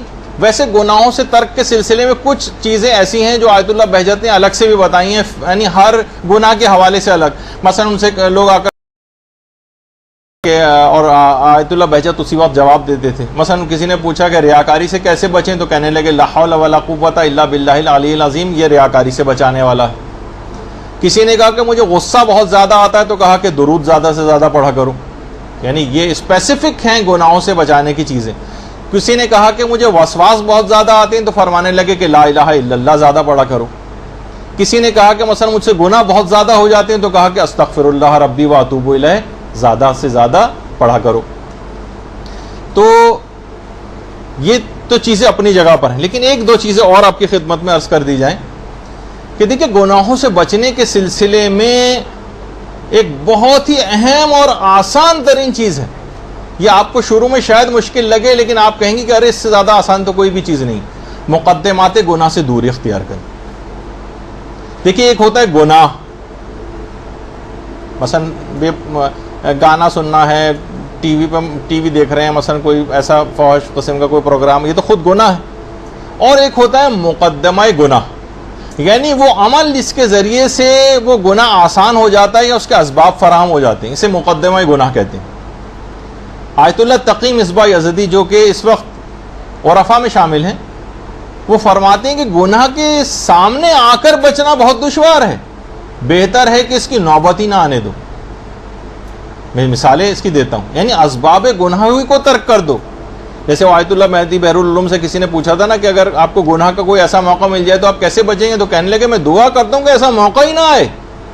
موقع نہ آنے کے معنی کیا ہے کہ اگر آ گیا موقع تو بچنا بہت مشکل ہے, بہتر ہے کہ اس موقع ہی کوئی نہ آنے دو. مثلا اگر ٹی وی کھول کر بیٹھی گئے ہیں سامنے تو نگاہیں بچانا بہت مشکل ہے. فحش مناظر چینل تبدیل کرنے کے دوران ہی نگاہوں میں آپ کی آ جائیں گی, اس سے کیسے بچ سکیں گے؟ یعنی ٹی وی پر نگاہ جما کر بیٹھنا, اس کے بعد پھر گناہ سے بچ جانا مشکل اور محال ہے, ٹی وی پر کے سامنے نہ بیٹھنا آسان. آپ کہیں گے یہ تو کتنی مشکل اور ناممکن بات آپ نے بتا دی. دیکھیے ایسی چیزیں ہمارے اندر رائج ہو گئیں, یہ کوئی ایسی چیز نہیں تھی. کیوں یہ آپ اگر اس کے اندر پورا اس کی واقعی بیٹھیں کہ کس طرح سے ڈرامے اور یہ فحش چیزیں اور یہ اشتہارات اور یہ تمام چیزیں یا ٹاک شوز بھی اگر بالفرض اس کے اوپر آ رہے ہیں, وہ آپ کے وقت کو ضائع کر رہے ہیں, وہ خاص سازشی طور پر چیزیں پیش کی جاتی ہیں, لوگوں کے مائنڈ بنانے کے لیے پیش کی جاتی ہیں, اسپانسرڈ پروگرام ہوتے ہیں مختلف مثلا سیاست دانوں کے, ان کی پروموشن کے, اور یہ سب بیٹھ کے اپنا وقت ضائع کر رہے ہیں. کہہ رہے ٹی وی کھول کر سامنے بیٹھنا اور پھر اپنے آپ کو گناہ سے بچا لینا, اس کا مطلب ہے اپنے آپ کو گناہ میں تو ڈال دیا آپ نے, اور اس کے بعد اپنے آپ کو بچا لیں یہ مشکل ہے. ٹی وی کے سامنے نہ بیٹھنا آسان, کر کے دیکھ لیجئے آپ. فسق و فجور کی محفلوں میں یا اس قسم کی شادیوں میں جا کر کسی گناہ میں پڑے بغیر واپس آنا مشکل ہے, گناہ کی محفل میں نہ جانا زیادہ آسان. جو خاص طور پر ایسی جگہ کہ جہاں آپ کو پتہ ہے کہ واقعی وہاں پر کھلم کھلا حرام کام ہوں گے, آدمی پریشان ہوتا ہے میں کیا کروں کیا نہ کروں, کیسے جاؤں, کیا ہو, اپنے آپ کو کیسے بچا کے وہاں سے نکلوں گا, یہ الگ ایک موضوع, یہ الگ موضوع. اسی طرح سے کم عمری ہی میں ایک آدھ دفعہ بچے کی ضد نہ مان کر اس کا رونا دھونا سن لینا زیادہ آسان ہے بنسبت اس کے کہ کم عمری ہی میں اس کو ایسے ہائی فائی قسم کے موبائل فون اس کو دلوا دیے جائیں, انہی موبائلوں کے اندر انٹرنیٹ کی سہولتیں موجود ہوں کہ ایسا ہی ہے جیسے اس کو تالاب میں دھکا بھی دے دیں بچے کو اور کہیں گے خبردار دیکھو بیٹا گیلے ہونے سے اپنے آپ کو بچانا. یہ تلقین کرنا انتہائی مشکل اور ناممکن ہے, البتہ ایسی چیزیں مہیا نہ کرنا زیادہ آسان. ایک آدھ دفعہ کا رونا دھونا برداشت, یعنی چھوٹی عمروں میں خاص طور پر. اب مجھے پتہ ہے کہ یہ ایسا موضوع ہے کہ لوگ کہیں گے کہ ناممکن ہے اور بچے اب اس قسم کے ہو گئے ہیں اور وغیرہ, جن پر جو ہاتھ سے نکل گیا معاملہ ان کے لیے کوئی اور طریقہ کار سوچیے. لیکن جو بچے ابھی کنٹرول میں ہیں, جو سامنے ہیں, ان کو ان چیزوں سے کسی حد تک دور رکھیں.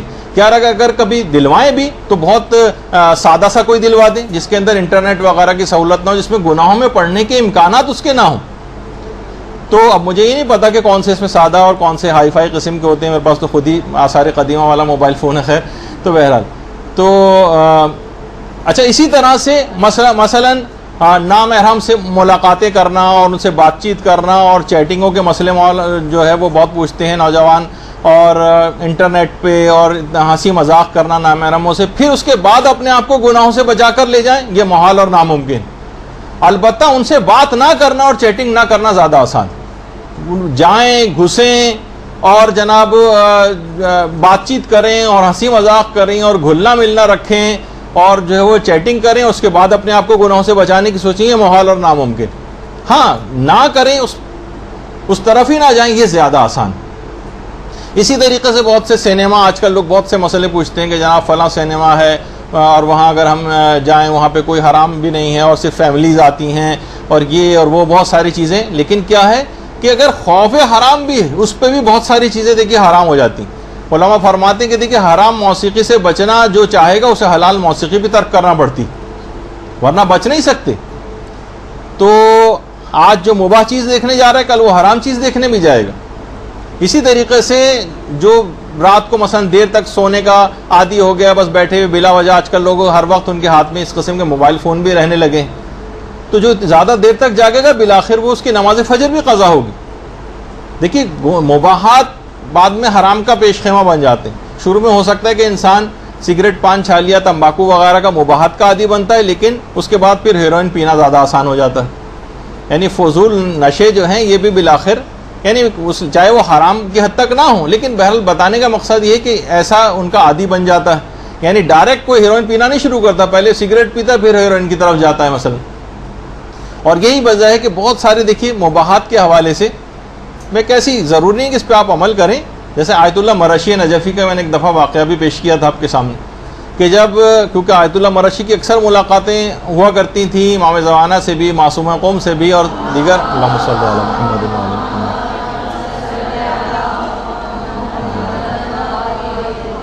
تو آغا مرشی کہتے ہیں ایک دفعہ میں نے امام کو چائے پیش کی تو امام نے ایک جملہ کہا, هذه الامور من فضول المعاش ونحن نتجنب عن فضول المعاش.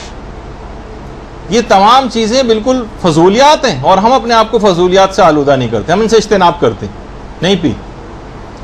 تو بہت سی دیکھیے چیزیں ایسی ہیں. تو اسی طریقے سے دیکھیے بہت سارے چیزوں میں اپنے آپ کو انسان جو ہے وہ ڈالتا ہے. اب کتنے ایسے سکولز ہیں باقاعدہ بڑے ہم کہتے ہیں ہائی فائی اور اسٹینڈرڈ والے سکولز میں بچوں کو مثلا ہم نے ڈالا ہوا ہے. ہم بھی ظاہر اسی شہر میں رہتے ہیں اور ان چیزوں کے خلاف بھی نہیں اعلیٰ تعلیم حاصل کرنے کے, لیکن کتنا ہی نوجوان ایسے ہیں کہ ظاہر ہے کہ بس اچھے اسکول کا معیار ہے کہ جس اچھے اسکول کا معیار ظاہر پاکستان میں کیا ہوگا کہ فسق و فجور وہاں پہ زیادہ ہوگا, لڑکے اور لڑکیوں کے آزادانہ ایک دوسرے سے ملنا اور آمد و رفت ہوگی, حرام اور گناہ اور یہ تمام چیزیں ہوں گی اس کے اندر. لیکن کیا ہے کہ یہ تمام چیزیں اتنی خرابیاں لے کر آتی ہیں کہ وہاں بھیجنے کے بعد بچوں کو گناہوں سے بچانا کتنا مشکل اور ناممکن. نہ بھیجنا پھر بھی آسان. ہو سکتا ہے کہ اس میں آپ مجھے بہت زیادہ ایکسٹریمسٹ سمجھیں اس بات میں, لیکن یہ کہ اگر اس کی عاقبت بخیر ہو رہی ہے اور کچھ دنیاوی نقصان ہو رہا ہے تو کچھ دنیاوی نقصان کو جیسے کہ علماء مثال پیش کرتے ہیں حضرت یوسف کی, گناہ کے مقابلے میں 14 سال کی قید اور روزانہ کوڑے لگتے تھے یا نہیں لگتے تھے, لیکن 14 سال کی قید کے باوجود جو انسان قید میں ہوتا ہے وہ دنیاوی ترقی سے رک جاتا ہے. لیکن انہوں نے گناہ کے مقابلے میں دنیاوی ترقی سے محرومی برداشت کر لی, لیکن جو ہے وہ اللہ کی راہ کے اوپر چلنا نہیں چھوڑا. تو بعض اوقات ہو سکتا ہے ہم یہ سمجھ رہے ہوتے ہیں کہ دنیاوی اعتبار سے پیچھے رہ جائیں گے اگر اس فاسق و فاجر ماحول والے اسکول کے اندر نہیں بھیجیں گے کیونکہ اس کا اسٹینڈرڈ بہت ہائی ہے. تو یہ بات یاد رکھ لیجئے کہ پھر اس کے بعد پھر یہاں تو اسٹینڈرڈ ہائی ہوگا لیکن وہاں پہ بالکل اسفل سافلین میں جانا پڑے گا جو ایک اخروی زندگی. تو بہرحال یہ وجہ ہے کہ خود آیت اللہ سیستانی بھی اپنی کتابوں میں یہی فرماتے ہیں استفتاءات میں کہ ہر ایسی جگہوں پہ جانا جہاں پر گناہ میں پڑنے کا احتمال ہو یا خوف فساد ہو جائز نہیں. یعنی مقدمتاً بھی حرام ہو سکتا ہے ایسے اسکولوں کے اندر بھیجنا یا ایسی جگہوں کے اوپر بھیجنا جو کہ آپ جو افراد ہیں وہ علماء سے ڈسکس کریں اس معاملے کو اور ایسا سرسری طور پر اس چیز کو نہ لیں. تو بہرحال دیکھیے کہ یہ 30 دن کا جو یہ پروگرام ہے یہ رمضان چھوڑنے کا, روزانہ ایک گناہ اس کے اندر آپ چھوڑتے ہوئے چلے جائیں کہ میں ہرگز روزانہ ایک دن مقرر کر لیں ایک گناہ کے لیے. اور علماء اس میں یہ بھی بات فرماتے ہیں کہ اور اس کے مقدمات بھی فراہم نہ ہو. کہتے ہیں کہ مثلا اگر غیبت کو آپ نے کسی دن کہا ہے کہ میں غیبت آج سے ترک کر رہی ہوں تو کہہ رہے ہیں اس دن خاص طور پر جس دن آپ نے عزم کیا ہے اس دن کسی کی بھی کوئی مذمت اور غیبت تو کرنی ہی نہیں ہے, لیکن اس کے باوجود بھی کسی چیز کی مذمت نہ کریں. مثلا آپ ٹریفک میں کہیں پھنس گئے, آپ ٹریفک کے نظام کو برا بھلا کہنا شروع کریں, نہیں کرو, زبان کو کنٹرول کرو. بجلی چلی گئی, بار بار بجلی جا رہی ہے اور آ رہی ہے, آپ کو کوفت ہو رہی ہے, آپ نے برا بھلا کہنا شروع کر دیا بجلی کے محکمے کو یا کسی اور کو, نہیں, اپنی زبان کو کنٹرول کر لو کیونکہ ابھی تم اس فیز میں ہو کہ کسی پر اعتراض نہیں کرنا, کسی پر اعتراض نہیں کرنا, نہ حکومت پہ کوئی مثلا اس لحاظ سے اعتراض کے جو عام طور پہ انتظامی ٹائپ کے معاملات ہوتے ہیں. یعنی اپنے آپ کو فی الحال اپنی زبان کو کنٹرول کر کے رکھو, کسی کی مذمت اس پر ابھی نہیں آئے سوائے ظالمین وغیرہ کی مذمت کے, تو وہ عین عبادت ہے اور لعنت جو کی جاتی ہے ان کے اوپر وہ ایک الگ چیز ہے. لیکن اور کہتے ہیں کہ مسلسل 40 روز تک کسی پر بھی اعتراض نہ کرو.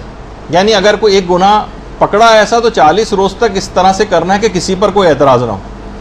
مثلا آپ کہیں گے نہیں میں کسی نامحرم پر نگاہ بلا ضرورت ڈالوں گی نہیں, بلا ضرورت جائز نگاہ بھی نہیں ڈالوں گی, تو اب کسی بھی اب مثلا کہیں میں ٹی وی دیکھوں گی نہیں, اب ٹی وی پر چاہے وہ سیاستدان آ رہے ہیں, بلکہ حتیٰ کہ علماء فرماتے ہیں فاسق و حاجر افراد کے چہرے پر بھی نگاہ نہ ڈالیں.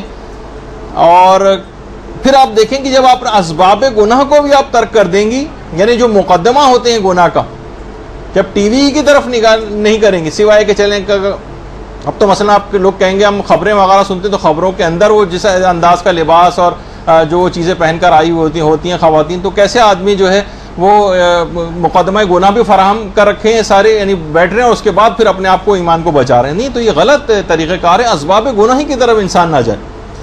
اور علماء یہ بات بھی بیان فرماتے ہیں کہ دیکھیے ترک گناہ کے سلسلے میں یہ بات ہے کہ مسلسل علم کو بڑھاتی رہی.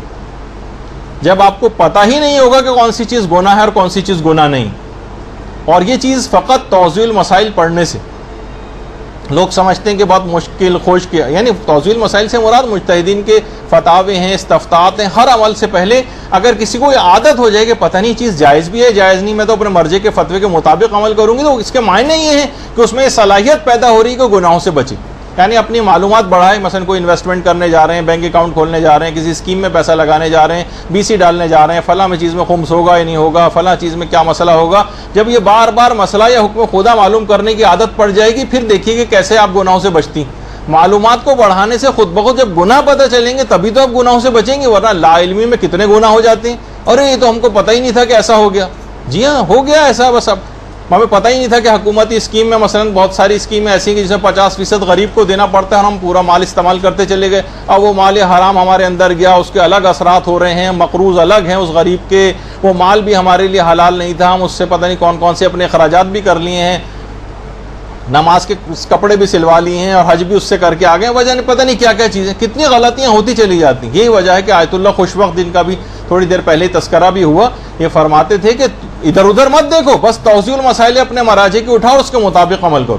ہر عمل سے پہلے اپنے مجتہد کا فتویٰ معلوم کرو، پھر دیکھو کہ گناہوں کی گندگی کیسے ختم ہوتی. یہ بھی ایک طریقہ کار ہے. تو بہرحال کتنی ایسی چیزیں ہیں، جیسے مثلا کسی کا موت کا گھر ہو.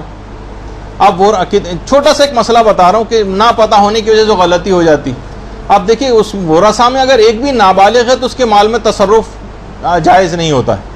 اگر مثلا بالغ ورثہ نے اجازت بھی دے دی، مثلا ان کے گھر تعزیت کرنے کے لیے جا رہے ہیں، تو حد متعارف تک وہاں پر مثلا وہاں اگر جا رہے ہیں صوفے پر بیٹھ رہے ہیں تو صوفہ بھی تو استعمال آپ نے کیا. حتیٰ کہ ہمارے استاد محترم کہتے تھے گھنٹی اگر گھر کی جا کے بجا رہے ہیں تو یہ بھی اس کے مال میں تصرف ہوا. تو بہرحال کیا اب نابالغ اگر اجازت بھی دے دے تو اس کی اجازت صحیح نہیں، تو حاکم شرع سے بعض اوقات اجازت لینا پڑتی ہے. لیکن موجودہ مجتہدین نے حد متعارف تک کہ عام طور پر جو ہوتا ہے اس تک وہاں جائیں، یا مثلا چائے پانی پیا، صوفہ استعمال کیا، تھوڑی دیر کے لیے بیٹھے آ گئے. لیکن بہت سے رشتہ دار جو ہفتہ دن 15 دن وہاں جا کر ٹھہر جاتے ہیں اور وہیں پر کھاتے پیتے ہیں، وہ تصرفات ہیں. جب تک مجتہد کی سے اجازت نہیں ملے گی جب تک تمام چیزیں حرام رہیں گی، چاہے آپ کسی نیک جذبے سے کیوں نہ جائیں. یہ تو میں نے ویسی مثال کے طور پر ایک چیز آپ کی خدمت میں بیان کی. اچھا، اب اتنا وقت نہیں ہے، ورنہ میں اور اس کی بھی زلزلے کی مثال تھی اور چیزوں کی مثال تھی، لیکن اس سے اب وقت اتنا نہیں. اچھا، پھر اس کے بعد ایک اور اہم چیز ہے کہ یہ جب شمار ہوگا جب آپ واجبات اپنی گردن سے اتارنا شروع کریں گے. قضا کتنے واجبات ہیں، ایسی خالی ذکر پڑھنے سے کچھ نہیں جب تک کہ جتنے واجبات آپ کے سر پہ لدے ہوئے ہیں. مثلا کتنی ایسی چیزیں ہیں کہ مثلا قضا نمازیں ہیں آپ کی، قضا روزے ہیں، ان کو اتاریے، فدیے ہیں، کفارے ہیں، رد مظالم ہے، آپ کی امانتیں کس کی لے کر آئی تھیں وہ واپس نہیں کی ہیں، حج کسی پر واجب ہوا ہے اور وہ جانے کا نام نہیں لے رہا ہے، خمس واجب الادا ہے، مجتہد کے پاس جا کر اپنی قسطیں نہیں بندوا رہے ہیں، لوگوں کو اس سے پہلے ہم جو نقصان پہنچا چکے ہیں کتنا ان کا ہمیں جو ہے وہ ادا کرنی ہے چیزیں. جب تک یہ واجبات اپنی گردن سے نہیں اتاریں گے ترک گناہ کے سلسلے میں قدم آگے نہیں بڑھے گا. ان کو آپ اتارنا شروع کیجئے، ایک لسٹ بنائیے باقاعدہ اور آہستہ آہستہ ان کو اتاری. پھر علماء ایک چیز اور بھی فرماتے ہیں، ترک گناہ کے سلسلے میں لوگ اس پہ عمل کرتے نظر نہیں آتے. گناہوں کو ختم کرنے کے لیے مال کو خرچ کرنا. مثلا وہ کہتے ہیں، علماء فرماتے ہیں کہ ذرا سا بچہ آپ کا بیمار ہو جاتا ہے، آپ کتنا زیادہ اس کے لیے پیسہ خرچ کرتے ہیں، کتنا بھی پیسہ خرچ ہو جائے اس کا جسمانی علاج کراتے ہیں جو تھوڑے دن میں 40-50 سال میں خود ہی ختم ہو جائے گا جسم فانی کے لیے. لیکن یہاں بچے کی روحانیت متاثر ہو رہی ہے، اس کے روح جو ہے وہ اور ہمیشہ کے لیے وہ جہنم میں بن رہا ہے. اس کو روکنے کے لیے ہم ایک پیسہ خرچ کرنے کو تیار نہیں ہوتے. مثلا گھروں میں انٹرنیٹ ہے اور ہم کہیں گے فیملی فلٹر لگوائیے، $100 کا فیملی فلٹر آتا ہے، فوراً کہنے لگتے وہ $100 10,000 روپے کہاں سے اتنے پیسے آئیں گے. اسی طریقے سے مثلا ہم کہتے ہیں کہ جناب گھروں میں درس کروائیے، درس کروائیں گے، مولانا کو لینے کے لیے جائیں گے. دیکھیے خود ہمارے استاد محترم مولانا صادق حسن صاحب قبلہ بہت سے لوگ گھروں میں بھی اپنے درس کرواتے تھے، ہر جگہ جاتے تھے. یعنی علماء کو اپنے گھر میں بلانا ہے خود ہی ایک برکت کا باعث بھی ہے کہ گناہوں سے ویسے ہی، لیکن گھروں میں سلسلے جاری ہونے چاہیے. ان کو مسجد امام بارگاہوں کی حد تک محدود نہ کریں. کھانے میں پیسہ خرچ کرنا پڑے گا، تبرک لانا پڑے گا، اور ٹرانسپورٹ پہ ارینج کرنا پڑے گی. جیسے میں نے ایک دفعہ پہلے آپ کو اپنا ذاتی ایکسپیرینس بتایا تھا کہ آج سے تقریباً 15-16 سال پہلے، مدرسے کو تو شاید 12-13 سال ہوئے، تو اپنے خاندان کے بچوں کے لیے میں نے ویسے ایک آپ کو بتانے کے لیے، کوئی خدا نہ خواستہ کوئی اس میں ویسا بات نہیں ہے کہ کوئی بڑا ہی ظاہر کرنے والی بات ہو، لیکن تاکہ تشویق و ترغیب آپ کو ہو جائے. بچوں کو جمع کر کے ایک وین لے کر آتی تھی، تو اور ان کو بیٹھ کے پڑھاتا تھا. پھر واپس جب مدرسہ کھل گیا تو پھر ضرورت نہیں رہی، پھر یہیں پر وہ لوگ آنے لگے. لیکن وہ اس زمانے میں جو تھوڑی بہت تھی، آج وہ کتنے ایسے انہی میں سے میرے رشتہ دار جو بچے تھے وہ آج مدرسے کا دست و بازو ہیں. یعنی وہ انویسٹمنٹ جو ہے وہ اس لحاظ سے جو کام آئی. جب آپ کتنی زیادہ مجالس کے اندر سنتی ہیں کہ حضرت خدیجہ کے اسلام پر مالی کتنے احسانات تھے، اپنے مال کو خرچ کیا تھا. اللہم صلی علی محمد و علی محمد.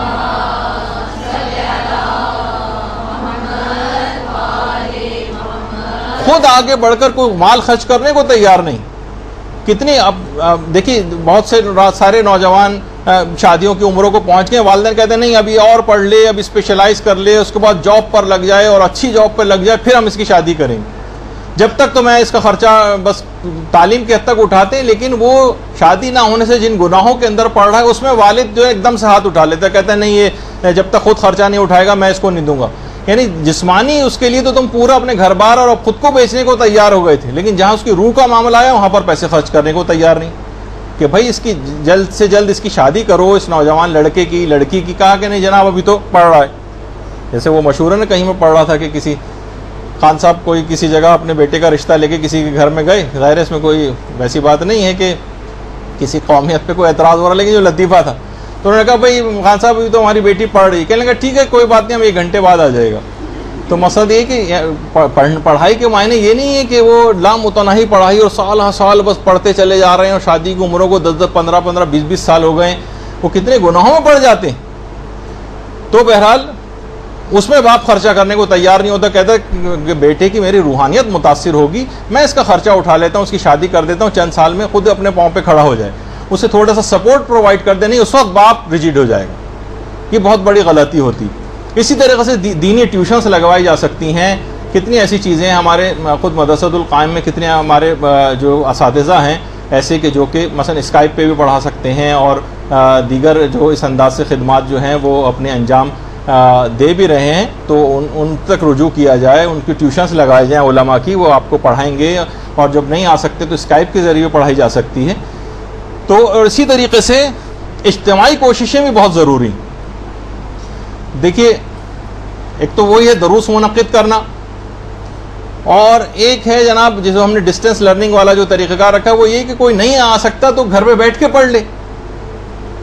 اور اسی طریقے سے گناہوں کے ترک کے سلسلے میں دیندار گھرانے بھی آپس میں میل جول کو بڑھائیں، آپس میں مثلا شادیاں کریں جس سے دیندار افراد کی تعداد میں اضافہ ہو.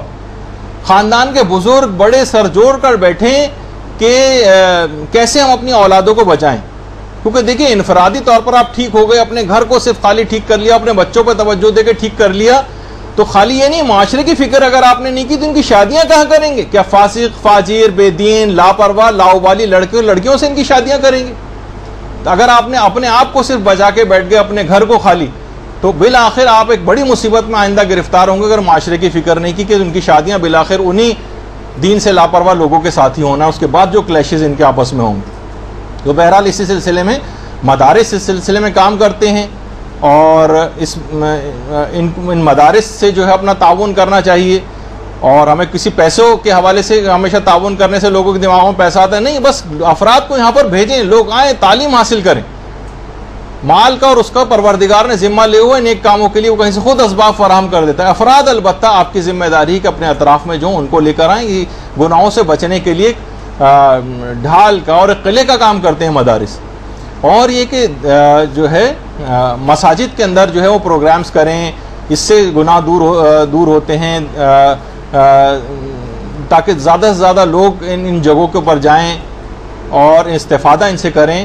اور 30 روز کی جو رمضان کے اس میں تو ضرور گناہوں سے بچنے کے مقرر کر، اس میں غیبت ایک دن قرار دے دیں، ایک دن جھوٹ کا قرار دے دیں، حرام مناظر سے بچنے کا، بے پردگی کا، اسراف کا، سوء ظنی کا، اور ریاکاری اور جہالت اور تجسس اور حرام مذاق اور بخل، کنجوسی اور غرور و تکبر، جو عبادات کے گناہ ہیں، جو حقوق الناس کے گناہ ہیں، قطع رحمی وغیرہ وغیرہ جتنے بھی گناہان ہیں، ان سے اپنے آپ کو بچانے کا ایک ایک دن مقرر کریں۔ اور یہ بات یاد رکھ لیجئے کہ گناہوں کو، پچھلے گناہوں کو بھی ختم کرنے والے کام کرنے جو ہماری کمر پہ لدے ہوئے ہیں، کیونکہ دیکھیے گناہ جو ہیں، ان الحسنات یذہبن السیئات، نیکیاں گناہوں کو کھا جاتی ہیں، مٹا کے رکھ دیتی ہیں۔ تو بہرحال بہت سارے ایسی چیزیں اعمال انجام دینے پڑیں گے۔ استغفر اللہ کہنے سے گناہ محو ہوتے ہیں، درود پڑھنے سے گناہ محو ہوتے ہیں۔ اللہم صلی علی محمد و علی محمد۔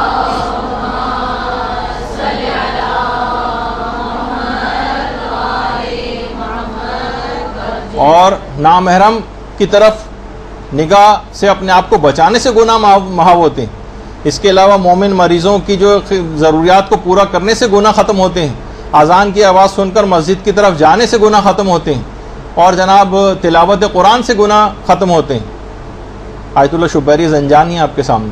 اسی طریقے سے علماء فرماتے ہیں، آیت اللہ بہجت بھی کہتے تھے کہ 50 آیتیں تو روزانہ پڑھ کر حضرت حجت کی خدمت میں ہدیہ کرنے سے گناہ محو ہوتے ہیں۔ اللہم صلی علی محمد و علی محمد۔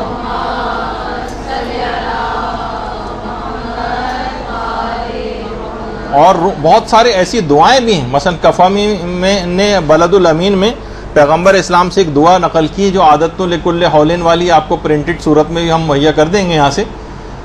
تو انہوں نے فرمایا کہ 4000 کبیرہ گناہ فقط اس دعا کو پڑھنے سے جو ہے وہ ختم ہو جاتے ہیں۔ روزانہ پڑھنا شروع کریں، یہ بھی آپ کو انشاءاللہ دے دی جائے گی۔ اللہم صلی علی محمد۔ تو دیکھیے اگر اپنے آپ کو گناہوں سے نہیں بچایا اور ایک پہاڑ اپنے سر کے اوپر رکھ کر لے کر گئے، تو اس کا لازمی نتیجہ یہ ہوگا کہ بہرحال اس کے بعد پھر آگ ہی آگ ہے، تباہی ہے۔ دونوں راستے آپ کے سامنے ہیں کہ کس جگہ پہ آپ کو جانا ہے۔ جو زندگی جتنی پروردگار نے لکھی وہ اس سے زیادہ جو ہے آپ کو نہیں ملے گی، اور اس کا نتیجہ پھر یا تو برزخی عذابوں کی صورت میں اٹھانا پڑے گا۔ اور ہم یہ سوچتے ہیں کہ بعض اوقات دیکھیے جوانی میں توبہ کر لیں گے اور بڑھاپے میں توبہ کر لیں گے، کتنے بچے ایسے قبرستان بچوں سے بھرے ہوئے ہیں جو انتظار بھی نہیں ہوا اور بوڑھا ہونے کا وہ دنیا سے چلا گیا۔ واقعی کہ جسد خاکی ہمارا، ہم اسی دھوکے میں رہے قیامت دور ہے اور بڑھاپے میں معافی مانگ لیں گے، بوڑھا نہیں ہو سکے، قیامت ان کی شروع ہو گئی۔ تو دیکھیے ترک گناہ یہ بیسٹ موقع ہے۔ گناہوں کو ترک کرنے کے سلسلے میں ہمارا رمضان، جو رمضان میں اپنے آپ کو نہیں بخشوا سکا پھر کب بخشوائے گا، کب گناہ چھوڑے گا؟ کمار ہمت اپنی کسیے، نفس کے پندار کو توڑ دیجئے اور شکست دے دیجئے شیطان ملعون کو اس مہینے میں، اور سعادت و بزرگی کی اس راہ پر اپنے قدم کو آگے سے آگے بڑھاتے چلے جائیں۔